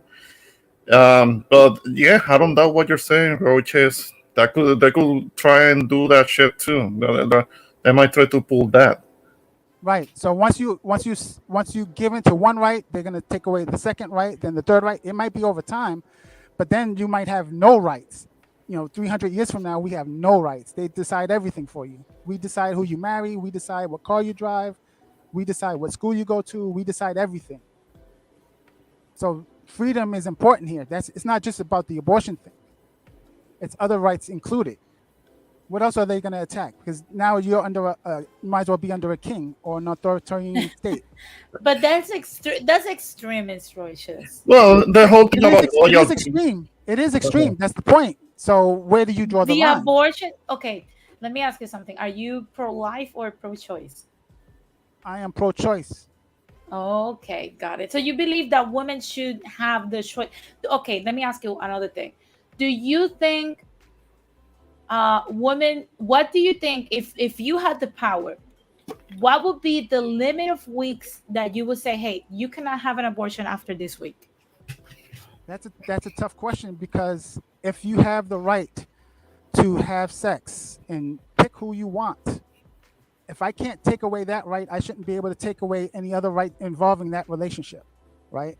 So whether you get pregnant or not, That's your choice. I can't interfere at the end of this, in the third quarter or the third period of the game. Look at what Nani said. I would say 3 minutes. If a game is happening right now, I can't be like coming in at the last minute and then making the rules. So Yeah, either you do it at the beginning, or you can't make the rules at the end. No, Right? it If has you to be.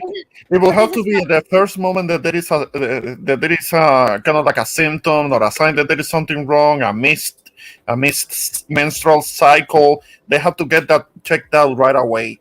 I mean, don't sit on their ass and expect that the 6th month or like at the third trimester talking about that they're gonna get an abortion. Then, I mean, that shows irresponsibility, serious irresponsibility. Yeah, but then you're gonna pick and choose who they pick, right? Then you're getting into that area. Because if you stay out of it in that area, then you should stay out of it altogether. That would be the consistent thing. To come in the Mhm. third period at the game and then say, I'm gonna make the rules now, that doesn't seem fair. The first two quarters you weren't there. Right? To at least be consistent. Mhm. Mhm. So if you want to outlaw sex outside of marriage, that would probably be the universal thing to do. But nobody's gonna do that. No, no, no. but this is but this is That's but gonna this is happen my anyway. thing. This is my thing. I agree with the right of like liberty until it infringes another person's rights. And I think that's the whole core of this whole thing. Does a baby that's fully developed, even though it's not fully grown, but it's fully developed, consist of a person that has rights? That's what we need to establish and explain to these ladies. It's a 5-month old baby. Does he have rights? Under my opinion, in the definition of science, yes, because science says that a 5-month-old baby can be kept alive outside of mom's belly. So, with that being said, according to science, that's a human. It needs to get bigger, but it's still a human. So I will say, I will. I still believe we should ban abortions. That's my opinion because, like I said, if you don't know how to use your vagina, out of the 36 options that we have, you should not be using it, period. Because a pregnancy is the best thing that can happen to you. But you could get HIV, you could get gonorrhea, syphilis, chlamydia, you can get a lot of stuff, HPV, you can get so much bacteria up in your vajayjay that can even give you eventually cancer. So we're not just saying this like a baby is just the best, like I said, the best thing that can happen to you if you don't know how to use your vagina. And the same thing goes for the men, which is why I've never felt sorry for men that are like, oh, like I have an oops baby, but you didn't use a condom. You get my point? So, with that being said, I think we should ban abortions. But if we're going to allow them, the cap on when a woman should have an abortion needs to be way lower than 24 weeks. Way freaking lower. So And you I don't. think I think we should demand that if you're under 35, you go to the freaking gynecologist once every 3 months. That's just how it is to prevent abnormalities, to prevent pregnancies that are unwanted, to prevent diseases, all kinds of stuff. As a matter of fact, we're supposed to go to the gynecologist every year to get a pap smear. I don't know where these crusty ass ladies are coming from. You're No, supposed to this go even to the gynecologist. that suggestion, what you just said about every 3 months getting themselves checked out, there are gonna be a whole bunch of women that are gonna protest that it's gonna be too invasive. No, they have a right to be crusty. Okay. Uh, Oh my god! well, Oh my god! That's Okay, they're okay. gonna be stinking. They have a right to be stank. They're gonna have to smell like rotten Yeah, fish. and smell. Yes, I mean, please. I remember one time, my mother had God rest her soul. She had a doctor's appointment, and she passed by a woman that smelled. I mean, like rotten fish. She almost threw up. I mean, it's like no one wants to be ew. exposed that. Yes.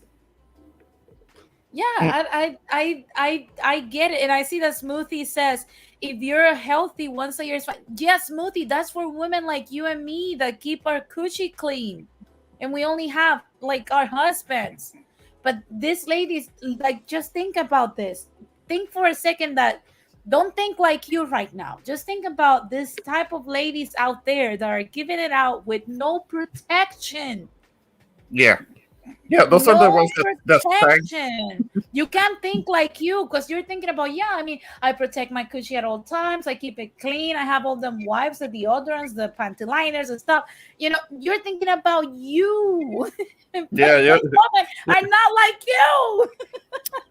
No, no. This other women they don't know so much about hygiene and maintaining it, and they are like giving it out with these guys that don't have any standards, and they don't care about it smelling like rotten fish, and not understanding that that has to do with them being kind of like being on the rooster carousel, because when No. women that are always in the rooster carousel, those are the ones that have a tendency to stink down there.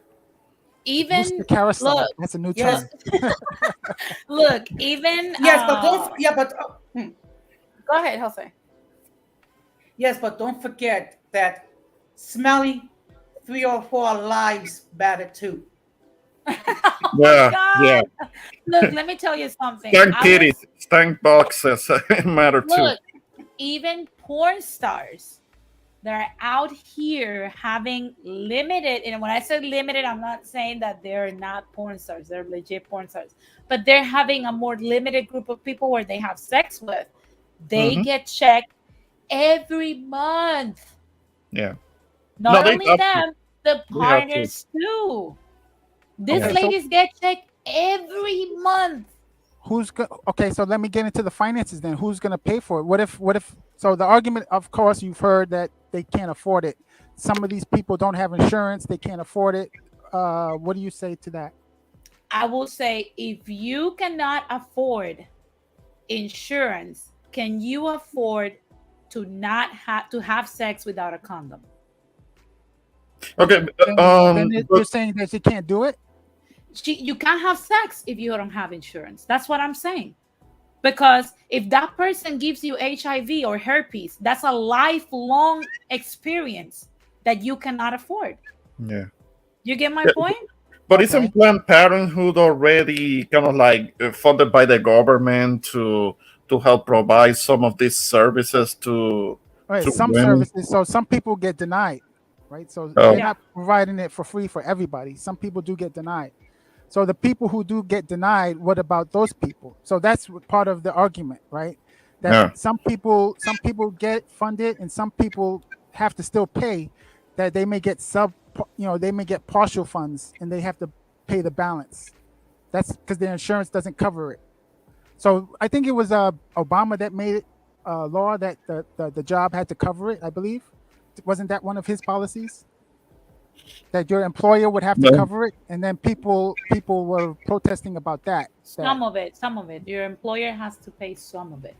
right. Well, he was going for all of it, so I think they agreed to some of it, but Yeah. And they get to pick which one they're gonna give you. So if they give you the one that they have to pay the least copay, so you can have to pay the most, that's what they will pick. right. So So go ahead.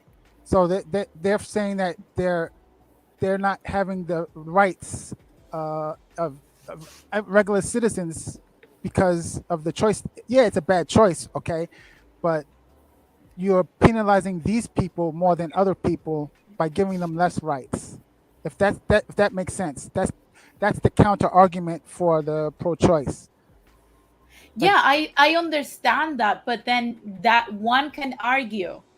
Then if we're going to give you, because let's move it from just the fact that you're killing a life. Let's put that to the side. Let's imagine that we have no morals. We're Spartans, okay? This is Sparta right now. We don't give a shit about your life growing inside of you. Let's think it like men and women, which are the two humans in the United States. A man has no right to say nothing after conception. whatsoever. No rights, zero, nada, culo, nothing, No, no reproductive rights. Not for nothing men. whatsoever. Only Men women don't have have that. nothing. So if you decide to make a man a father when he tells you, I cannot provide for that kid, please have an abortion, you can still make him a father when he doesn't want to be. And the responsibility will be, well, if you didn't want to be a father, you should have not had unprotected sex. Yeah, putting But all then, the responsibility on him. Hmm. but then you will make the father, the man, you will make the man a father even when he doesn't want to be a father. So basically, banning abortions will be you will be a mother, even though you don't want to be. But since we're going to keep the abortions around, then we have to make it equal for the men. And that's when we come with a different argument, the pro-lifers. Uh, then men should have the right to sign off their right to not have to be in charge of that kid, because Oh, that will I did never not pass. That will never pass. want to. You see how that's not equal? Because if we say that, then all hell breaks loose, because one will say, oh, like that's a desgraciado that's not taking care of his kid. You get my point?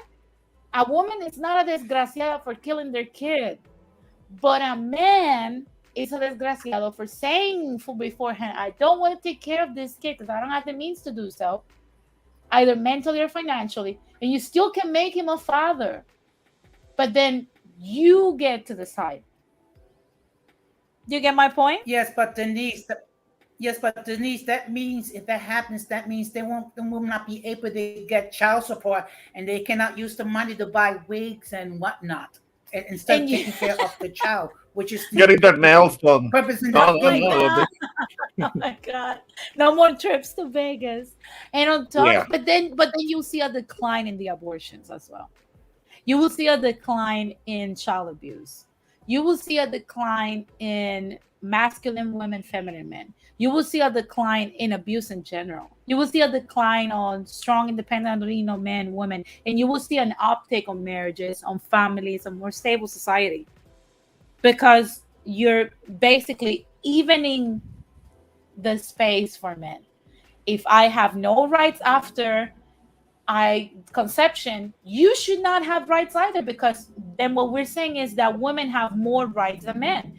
And that's not equality, and that's not against the Constitution. You get my point? I'm a little bit lost when you say so.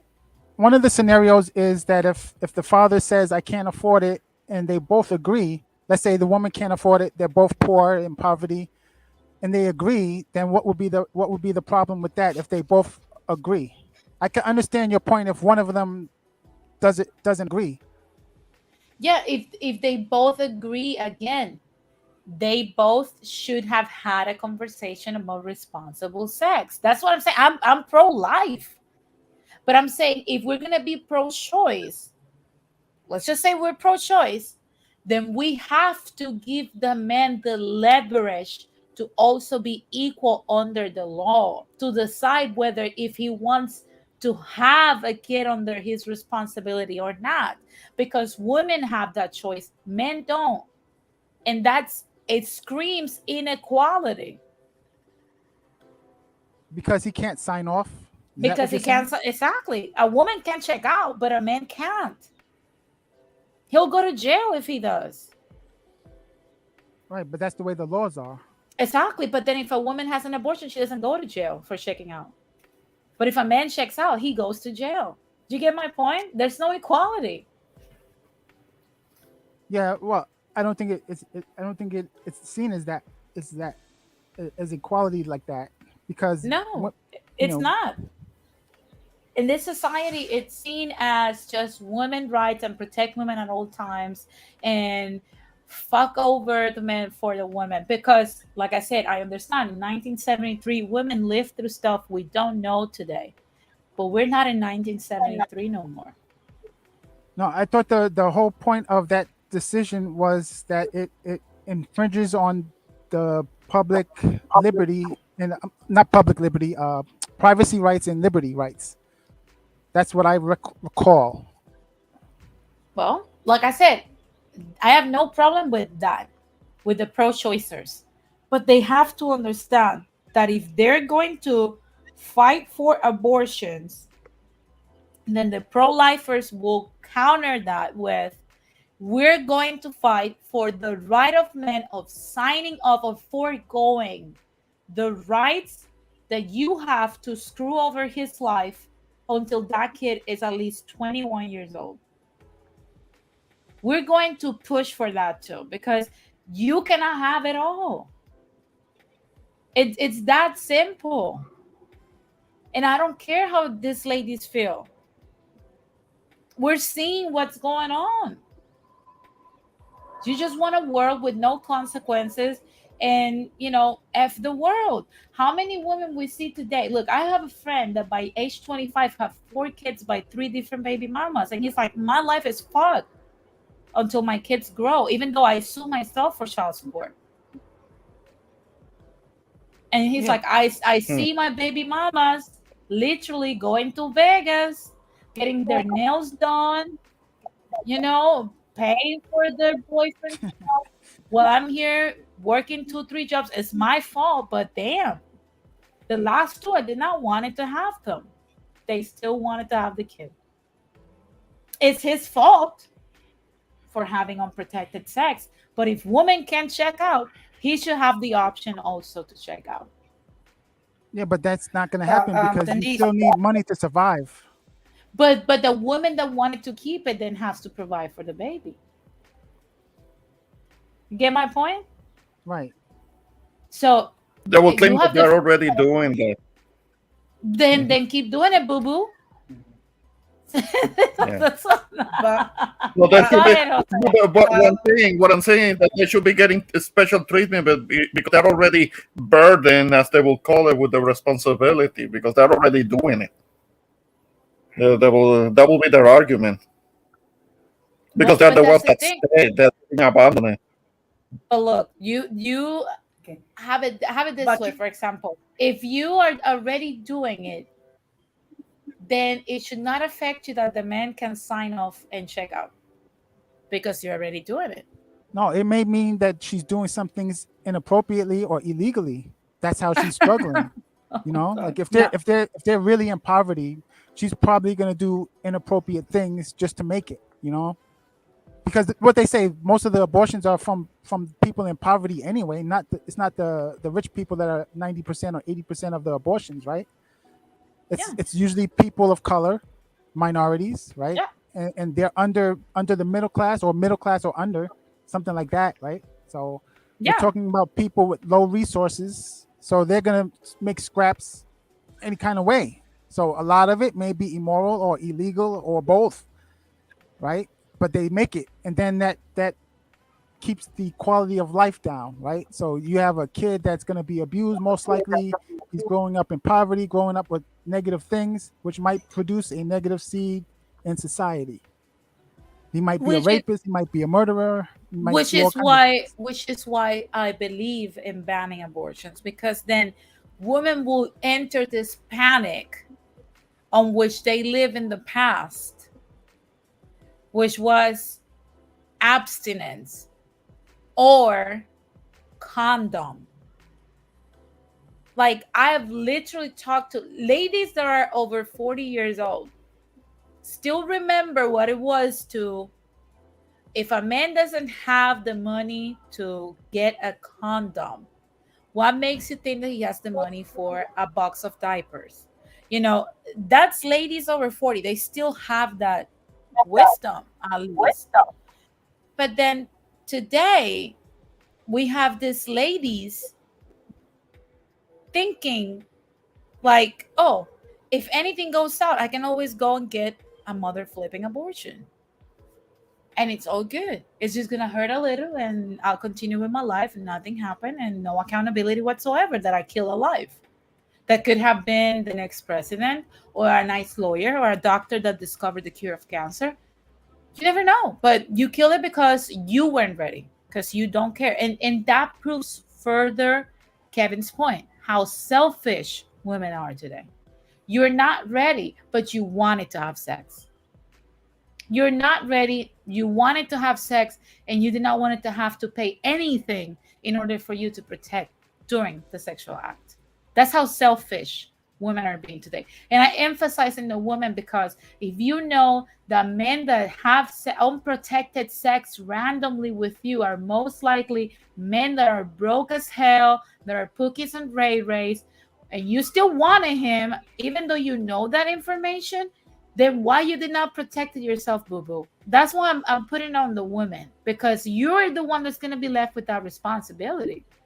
So you should think it through, Lee, because your life will get messed up. You get my point? So this, like, and then on top of that, if you're so broke, you are on the government's insurance. Go get yourself some condoms, go get yourself some pills, go get yourself a sticker, UID, or whatever the hell you have to get in order for you to protect yourself from this stuff. But no, they want to kill the Denise, baby. Go ahead, Jose. Denise, you know what's the problem with that? Would you like to say it, or I should say it? Yeah, no, I know. It makes too much sense. Thank you. But anyway, guys, you guys know I don't go over 2 hours. I think I might make a video regarding abortions lately, or if anybody else want to pick it up, I'm going to contribute to their panel. So if anybody else that's watching wants to make a video regarding abortions, and I know I am pro life, so if you want a pro lifer and you're a pro choicer or whatever, and you want to continue the topic, just let me know. I'll pop up here and there. But I'm going to start with closing arguments. Jose, closing arguments on The Last Samurai and all we've talked about, how women are out of pocket today and what's happening in current times.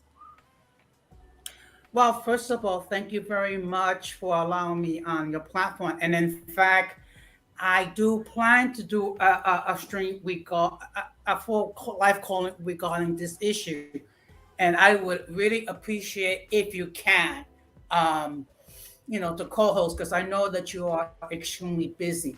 Not just for not just for the sake of argument. So basically, 8:30. I mean 5:30 is that's when you're going on live because I cut my calling short because I didn't want to miss yours.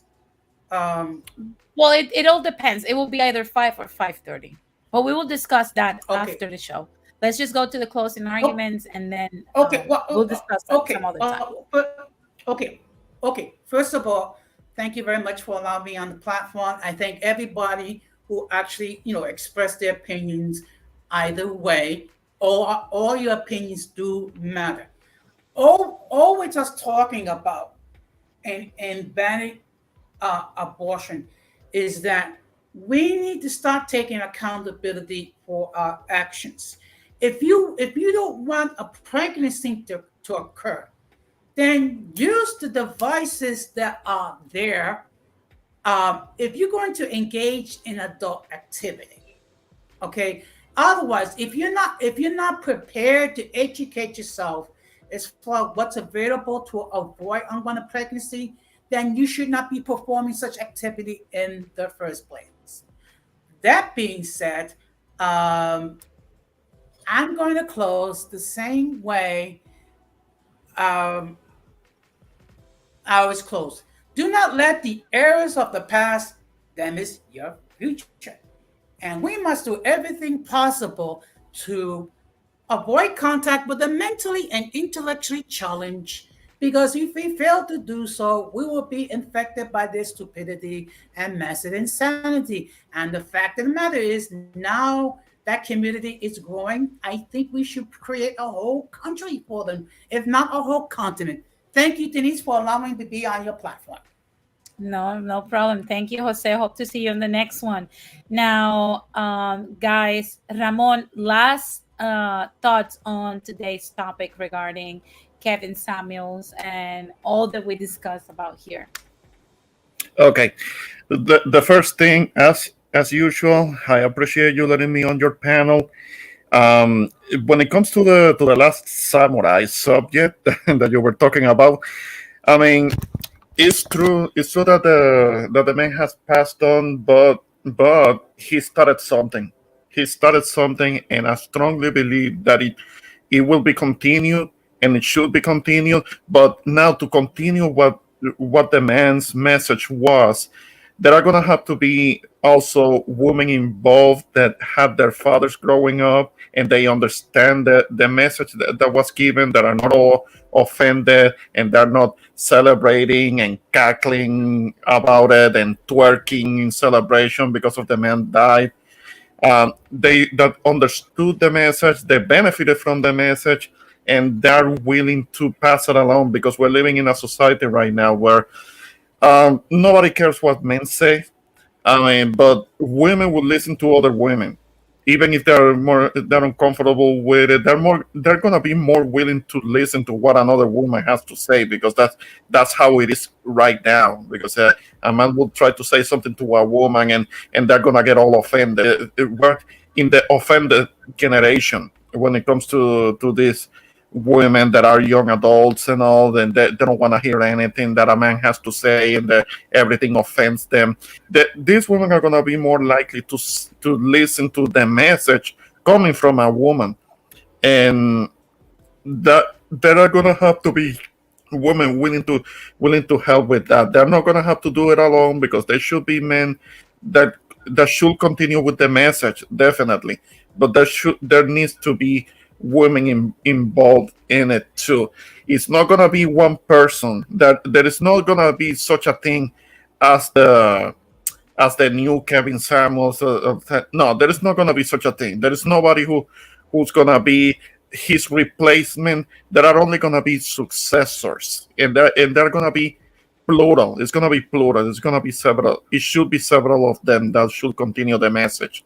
Now, when it comes to the subject of the abortions, one last thing that I wanted to say about that is that Denise, I respect what you're saying when it comes to banning them. But what I wanted to say on that, is it gonna be realistic to banning them altogether, and is that gonna be a guarantee that the abortions as they are, they're gonna stop completely? Because there is there was, I think that before Roe v. Wade, there were clandestine abortions, and that's even a bigger risk for the women that are going to be going through those procedures, because it's going to be back alleyway procedures, kind of like those illegal BBLs that some women, or ass shots that women get that are not done by proper professionals, and they are dying from that. Something like that could happen with the abortions if they are completely banned. That they're going to But be but they're going to be. but you Uh-huh. got to see it like this. If you're willing to die with your unborn baby, Mhm. what kind of person are you? You get my point? Like, you're willing to die with your Mhm. unborn baby in order to not have the baby. No, because the death is not necessarily going to happen, but it's going to be a higher risk chance that somebody can end up dying from it. But there are gonna be women that are gonna take that risk. I assure you. Yes, Oh it yeah, doesn't, absolutely. it doesn't Because make a lot of sense, but there will be women taking that chance, even if it is completely banned. That's why I can't say that I completely agree with the banning, because banning it is not going to completely eliminate it. You know no, what I mean? but it's gonna, but this is the thing. Should a society care Hmm. and bend their rules, even if it makes them softer, to accommodate people that are so irresponsible that knowing that there's no way out Yeah. after conception, and they still didn't took the measures to not have it happen. Yeah. It's kind of like going out driving without a license and insurance. Would you Yeah. do that? Well, uh, but one can try to do that, but there are going to be consequences that come with it. You see my You point? know? So No, so I get it. should we really not ban something that's like disgusting, or at least regulate it further. Mhm. Because like I said, I don't have a problem, okay, even though I'm pro-life, I think it's ridiculous and draconian in 2022 to still having abortions, because we have Yeah. so many measures of contraception. But still, let's say we keep them in place, but we need to reduce the time where a woman should have an abortion simply because you're killing an unborn baby. Come on, No, I can't feel it. I can work with that part. I can agree with that part. It's just that the complete banning, that's the part that I don't see it as being realistic. It's something that, okay, ban it nationwide. Are the abortions gonna stop completely? Not No, likely. That's what I'm trying to say. but they're gonna Um, be reduced. yes, they will be reduced. Yes, they will, but not completely and eliminated. That's what I'm saying. That's what I'm trying to say. And the thing is that in those instances when there are gonna be women getting these clandestine abortions, then they could really be at a risk of them dying or ended up severely injured and probably end up barren because of it. Oh Lord, look at Blum Yeah. Moon. She The says wire hangers, back in the days, those hoes was wire too good. hangers and tiny pills were used. Those Yeah, hoes. yeah, I've Sorry. heard about that. I've heard about the coat hangers, using coat hangers to. I've heard about it, and that's what I'm saying. That's what I'm saying. It's gonna go back to that, to using those things. Well, those Yeah, women, I do not feel compassionate for. yeah, To be honest with you, if you're willing to do that, you deserve anything that comes your way. all right. I think the complete ban will be my ideal solution, Yeah, but because we need to live in reality, I yes, think it should just be regulated. I yeah, get your point. I think I agree with your point. It should be yeah, regulated. yeah. Past 12 weeks, I'm sorry for what I'm gonna say. I don't usually like to call women this way, but if you want to have an abortion after 12 weeks, you're just a bitch. And you deserve no kid ever. Yeah, yeah. No, I hear what you're saying. I hear what you're saying. That's it. Denise, I appreciate you letting me on your panel. We're gonna talk about again in the next one. No problem. Appreciate Thank you very much, Ramon, for joining in. Now, Roy Chess, final thoughts on today's stream. Yeah, so of course, thank you for letting me come on and chat with you guys and be part of the topic. So the first thing about KS, um, I think that he did some things just for shock value. I don't, me personally, I don't think he believed everything he said. I think he was a businessman. And last time, I mean, I did some research a little bit as far as YouTube paying out people for their views. Like, Mhm. I think that some people have made millions of dollars by getting views on YouTube. It's ridiculous. I think one of the things when I googled it, this lady made 25 million off of YouTube alone. Oh, wow. 25 million off of YouTube. Like she has a billion something views. Like, come on, that's insane without working. Like that. I mean, I don't want to say it's not working, but that's a hustle for sure. Like Of this is all course. you do is YouTube. So I Yeah. think KS was up there too. He had to be. I'm sure. I mean, he's probably getting a serious check for YouTube, Oh, yeah. right? So come on. I think that it's unrealistic to say that he was what he was. He was part actor because he's making a check, a serious check. We're not talking about $200. We're talking maybe thousands of dollars a month because of I don't know how many views he had or subscribers. Hundreds of thousands. He had Come a on, million and a half almost. a million. So he's making money. Come on, man. This guy is making more than people make working 40 hours. Yeah. No, he's making more than a person will make in a freaking year. Look, every month they estimated his wealth at 20K a month. That's crazy.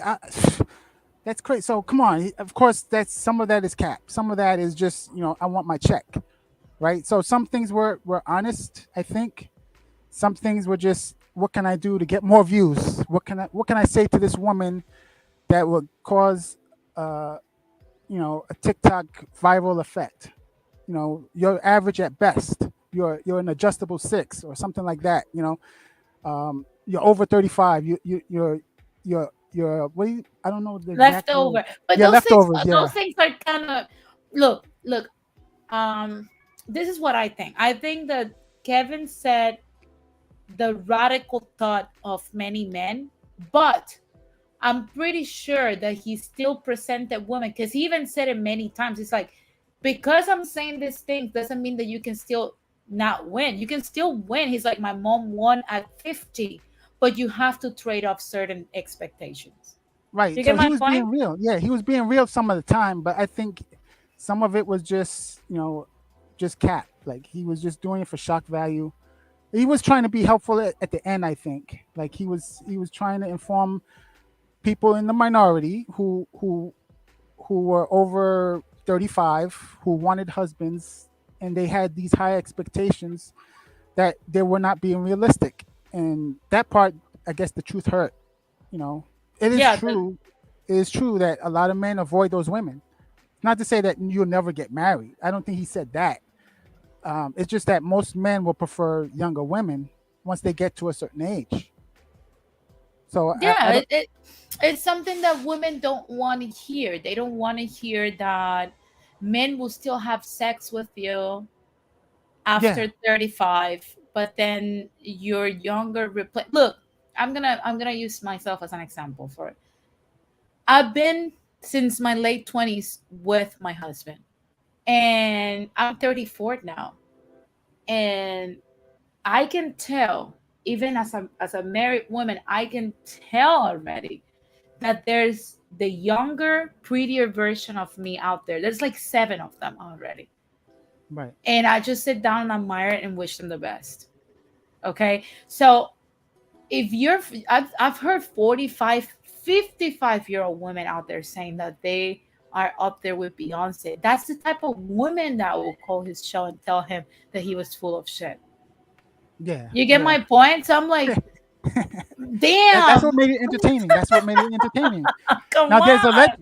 there's allegedly some rumors out there that he paid some people at first to get the views up. Because people Now, could not believe how yeah, outrageous the women really are. right. Oh, I mean, it does make sense if you were gonna pay somebody to say something stupid. Yeah, how can you help me get my views up? Let me pay you some money because he's getting a check anyway, right? But I don't think he paid nobody. He even because I look, think it's I possible. I I When he even first started out, I think it's possible.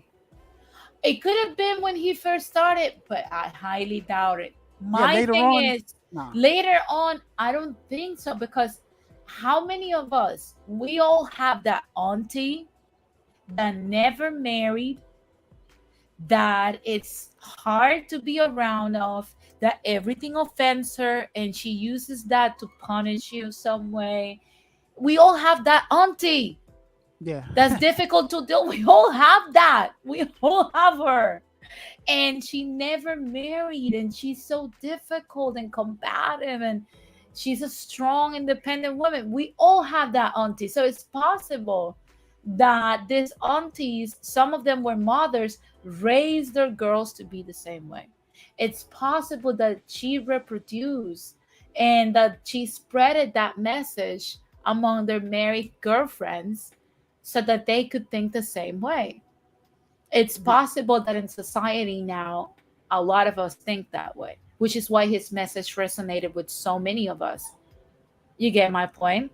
yeah, So yeah, I get what you're saying. I think, yeah, it could make sense that at the beginning, in order to pop up, he either said, well, let me just be controversial and get someone that's like up in the extreme and have that person so that I can start taking off. That makes absolute sense. But after a while, whew, yeah. Then there were the women that wanted to prove him wrong on his show, right? So I gotta show yeah. this guy up. I gotta prove Oh him wrong, yes. Oh and yeah. they didn't do it. They got roasted instead. Like, I'm gonna prove It him was wrong. it was You know. so bad. It was so bad because it's like I always say to MK, it's always the fattest, ugliest, or oldest women that call this man to tell him that he's full of shit, he's gay, he's mama black, who hurt you. Yeah. It was always that. It never failed. And you saw so much spoiled goods. That's all we saw on Samuel's show. It was always spoiled goods, damaged goods, women that were beautiful, young, vibrant, toxic AF, crazy AF, expectations that were off the chart. Like it's kind of like, again, I was listening to Corey yesterday when he was talking. He was even worse than Kevin. I'm surprised people don't make videos about him, because he was like, bitches will ruin your life and you could be on top of the world. You could pick up a bitch at a bus stop on a Bentley and she'll still try to tell you how you're doing things wrong and she's right. Yeah, You get my point? So that's yeah, the reality. I mean, I'm pretty sure you're familiar with this because you live in this world. That's the yeah, reality that men have to deal with today. yeah. But then we didn't even bring up the like the whole manosphere thing and the incel thing because people Woo! associated him with that too. Yeah. Because some of the views where you're over 35, you're washed up, that is more like an incel vibe, right? Most people would say like this guy got to be an incel. He hates women, but I don't think he hate women. I think he was just people are He was tuning just in. yeah, he was just telling us at what age you need to start trading. At Right, what right. age you need to start giving up on the fact that you wanted to demand. Look, I know a lady that's very close to me that she's 60. She was really pretty when she was young, okay? And she was divorced in her early 40s. When I'm telling you she was really pretty, she was really pretty, she was still in shape. Her kids were grown. She had dudes left and right, younger, older than her, not too old, but younger and older than her that wanted to take care of her, and she always wanted more. Now she's 60, she can't comprehend why she doesn't have a man towards the end of life. Right, And that is so sad to see. right. So That is he's right so sad about the to see. statistics. Then Kevin is right. He's really right, because the problem is that she didn't want it to understand that her 21-year-old self could ask for the top, for the president of the United States, but her 42 self could only ask for a good businessman in the United States. But then her 60-year-old self can get a bus driver. You get my point? There's nothing wrong with the bus driver, because she's the equivalent of the bus driver, but she don't want to get the bus driver. You get my point?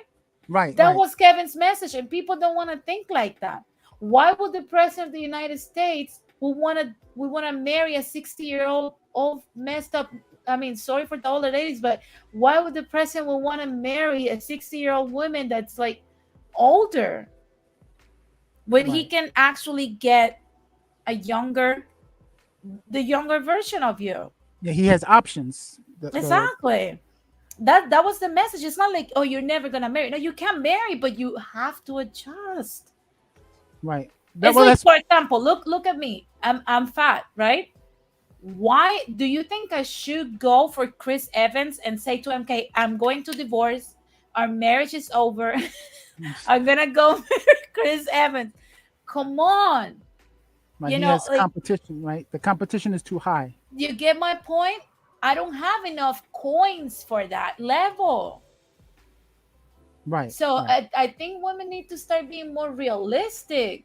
But when a man says that, it's like an incel vibe though, even if it's the Yeah, truth. even if it's the truth, because, oh, you're just trying to degrade me so I will date you. No, bitch, you are me. You're the female version of me, and I'm trying to tell you, let's get together and make something happen. Right, You get my point? It's so weird. We're in the right. twilight zone. So the manosphere is a whole different subject. I Oh think yes. KS was part of it a little bit. I don't think he was all the way in. Like I don't think he was an incel per se. So there's levels to it, I guess. And what he did, he was masterful at it because he had people tuning in every week. Yeah. And the part that killed me, you've heard of taps before, right? The song taps, like the trumpet when he saluted, like when Oh he. my God, yes. Oh, I Dun, cracked dun, up every time. dun. Yeah, yeah. And then he would salute the women when he got fed up. Oh, I Yeah. died every time. I can't believe he did that. Like, oh man, genius, Oh my genius God. move. Or when That he got would views. say, That got views, but by thousands probably. look, do you remember that desert ball that he was like, no man's land? Cling, cling, cling, Oh, okay. cling. Yeah, Oh my God. I was like, I am dead. yeah. He did stuff that like you can't believe he did it. Like, wow, shock value. He did it well. Can't Oh my can't can't God. lie and say he didn't do it well. Look at Rizzo Ram. He says Denise Cap. A post-menopause woman is the equivalent to an 18-year-old man who smokes weed in the basement and lives with his mom. Oh my god. He says the bus driver is more useful than the old lady. Well, you know what? I think so. But I mean, at the same time, I mean, who knows? Maybe the 60-year-old looks like J-Lo. You never know. I'm not gonna say Madonna because Madonna looks like a train wreck, but you never know. Like you never know. It's kind of like uh, take Kris Jenner for example. Now people use Kris Jenner as their totem for like these older ladies. Yes, Kris Jenner is the perfect example of what Kevin talked about. As a matter of fact, he used the Kardashians as a reference many times. Kris Jenner married in her prime a prominent celebrity lawyer that was a millionaire. Mm. Had 4 kids with him. Well, three. One it's alleged. And then her second marriage was a broke Olympian Yeah. He must have in had her game. 40s. In her 40s. And then in her 60s, you can no longer go for that. So you get with a dude that has a sketchy job, is younger than you, makes way less money than you, and she's the provider. He's an amazing man to her, but still she's the provider. You get my point? She Right. adjusted to her reality in order because she understood the value of a man in your life.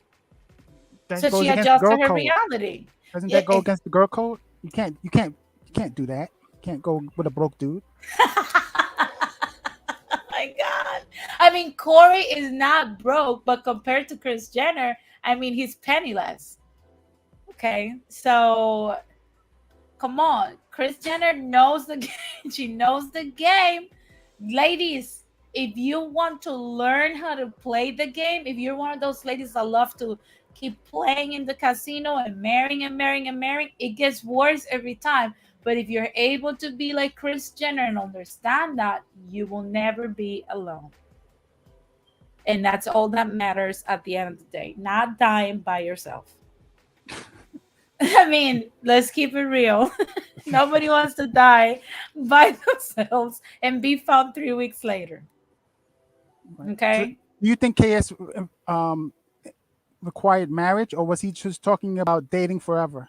What do you? I think he was talking about marriage. I think he was hinting towards marriage because he kept on asking the ladies, "Do you want to be married? Do you want, Because I think that's what the point is Yeah, of he dating was. eventually." Yeah, he was encouraging women in order because she's like he was like men are not scared of dying alone. He said it many times. We're not scared, of like being because we know that without you we just don't reproduce.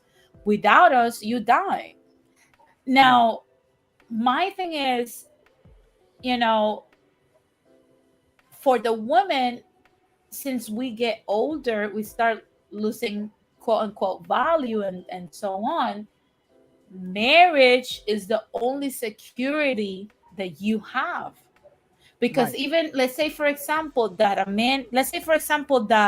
MK, when we're in our 40s, he's like, you know what, we've been together for almost 20 years, I don't want to be with you no more, I found a younger woman that makes me happy and whatnot. He still has to provide for me in some sort because marriage provided that space for me, that security. Right. And that's So what women don't understand today. right. So like Blood Moon earlier made a comment that not all women want marriage. I think that's a few women. That there are some women like that, but I think at the end of the day, as a woman gets older, they want that security, and that comes through marriage. Of course, of course. It's Right. the only legally binding thing.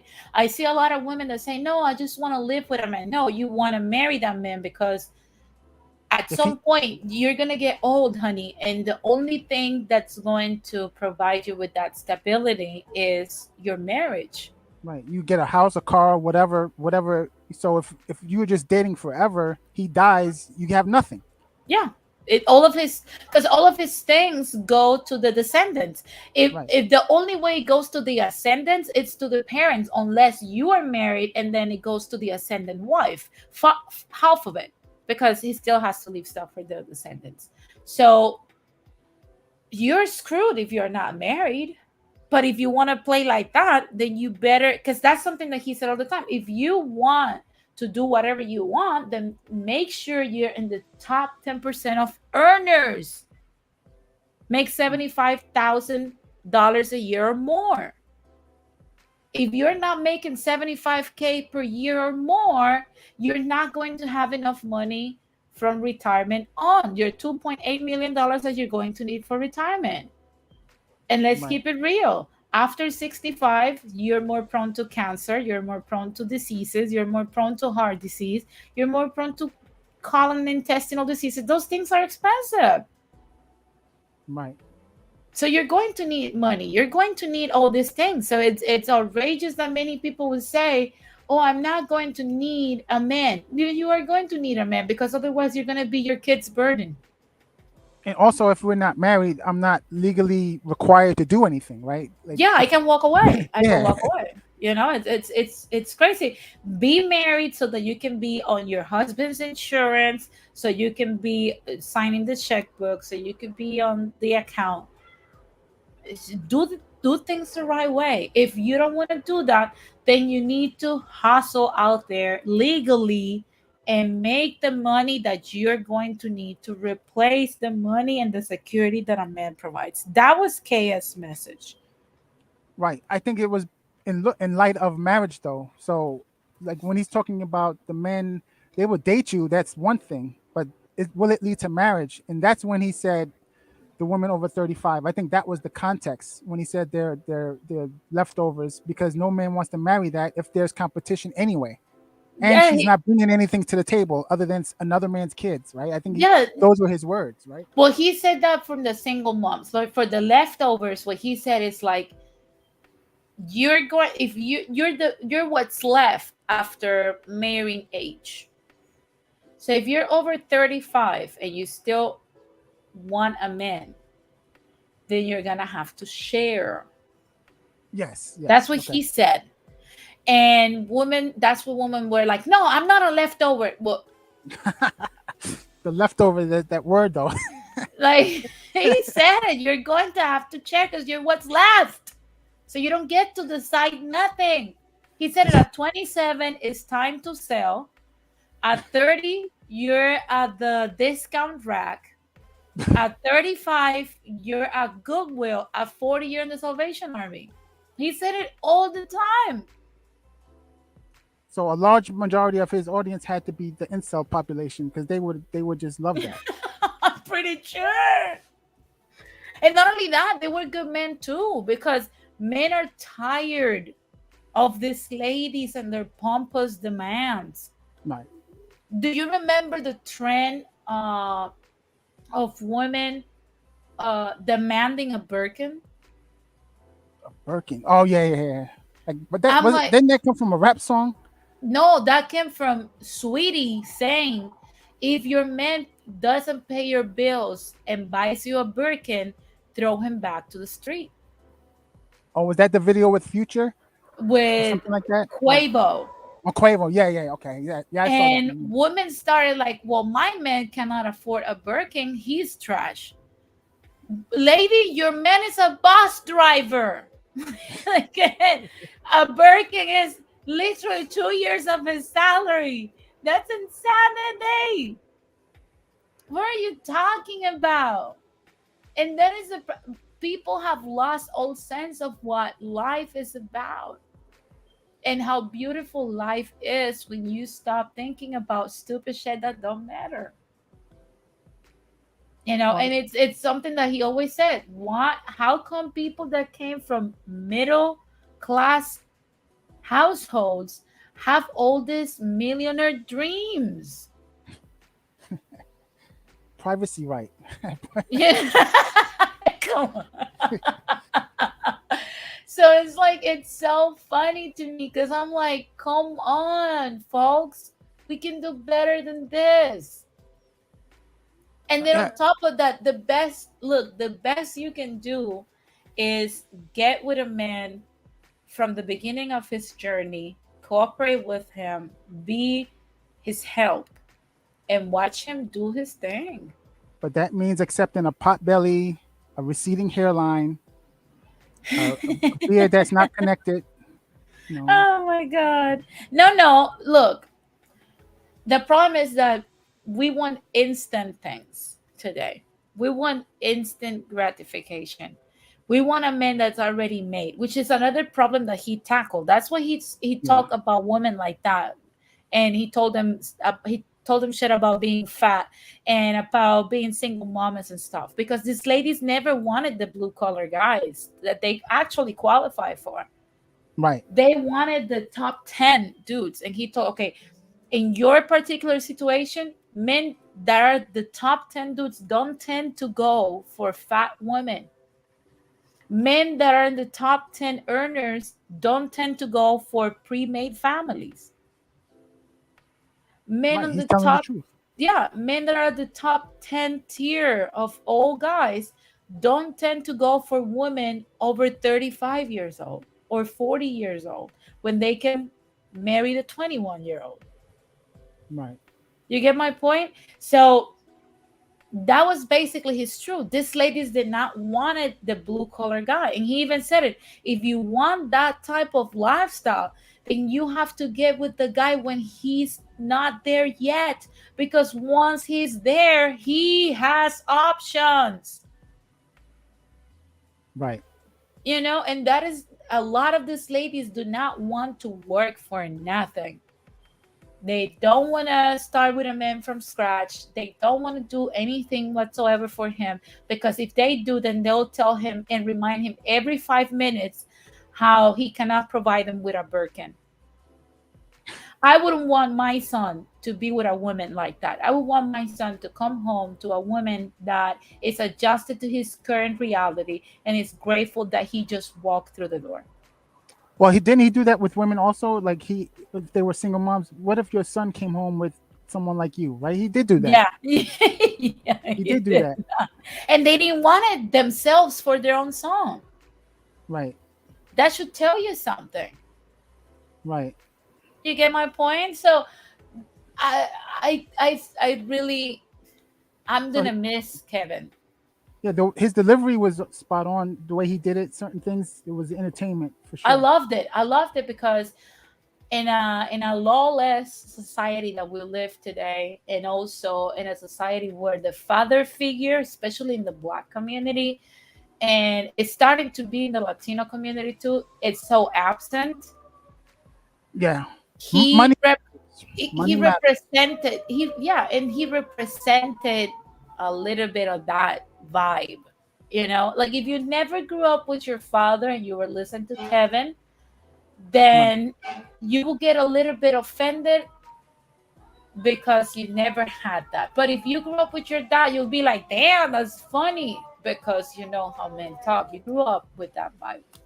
Right. So I thought he was always addressing the middle class people anyway, because the high earners are not going through most of that. And if you're a high earning woman, it wouldn't matter, because even if he went in with the PhD thing, right? I don't care about your education. I don't care about your money. I have my own money. The Yeah, man is going to provide anyway. yeah. So, you know, so that kind of sounds bad if you think about it. Like nobody cares about your personality or whatever, degrees and none of that. Like nothing matters for A the top woman. earner, a top earner. But that's the thing. Look, a lot of these ladies, I don't know if you watch some of his shows, when he will ask them, "What do you do for a living?" There was several of these ladies. For example, there was one flight attendant that said, "I'm on the airline business." Just say you're a freaking flight attendant. Stop putting lipstick on that shit. You're a flight attendant. Oh, I work for the Department of Education. You're a teacher. Right. You know what I'm saying? So these ladies will come with that same energy to a blue collar bus driver or a plumber or a truck driver that's making several tens of thousands that are significant per year. And because they thought that their degree sounded more glamorous, they were better than the men. Right. That's the reality of these ladies that he talked to. So he would say it time after time to all my critics and detractors, this is the market. This is Right. the market. This is what men have to deal with. Right. You get my point? So, Right. well, I'm gonna close it out because I've extended a little bit with overtime, but Yes. it's a Thank you for great having me. topic. Trust Yes. me, it's a great topic, and I thank you, Roaches, for tuning in and coming up here and have the conversation with us. It was really entertaining. Thank you. Thank you for having me. So no problem. You're always welcome out here. Talk to you soon. Now, guys, that has been everything for today. Thank you very much for tuning in. Uh, for all the people that follow Mr. Samuels, like myself, that he impacted our lives in such a positive way, we will forever be grateful. Uh, this is just a short video. There's no way, I could repay the knowledge that I acquired from hearing him out and his concept and stuff. Of course, there's certain things I did not agree with him. But for the most part, I did. I would say 99% of things he said, I agree with. Uh, I didn't have a problem with his delivery. I didn't have a problem with his tone. I love his tone. As a matter of fact, I found it hilarious. Um, and he will forever be missed. And I agree with what Ramon said. Nobody will replace Kevin Samuels. There's certain people in life that once they come into this world, there's no one else like them, and it's such a shame that he left us so early. But I believe that his message continues, and I wish he would have learned Spanish sooner. That's something that I think it's impacting a lot of Latin America. It's something that we need to hear before it takes over Latin countries. Um, but I mean, we have to deal with what we have to deal with. And to be honest, I hope that this is a starter of the conversation among men and women for all time, and we get to solve the situation. Um, and ladies, winter is here.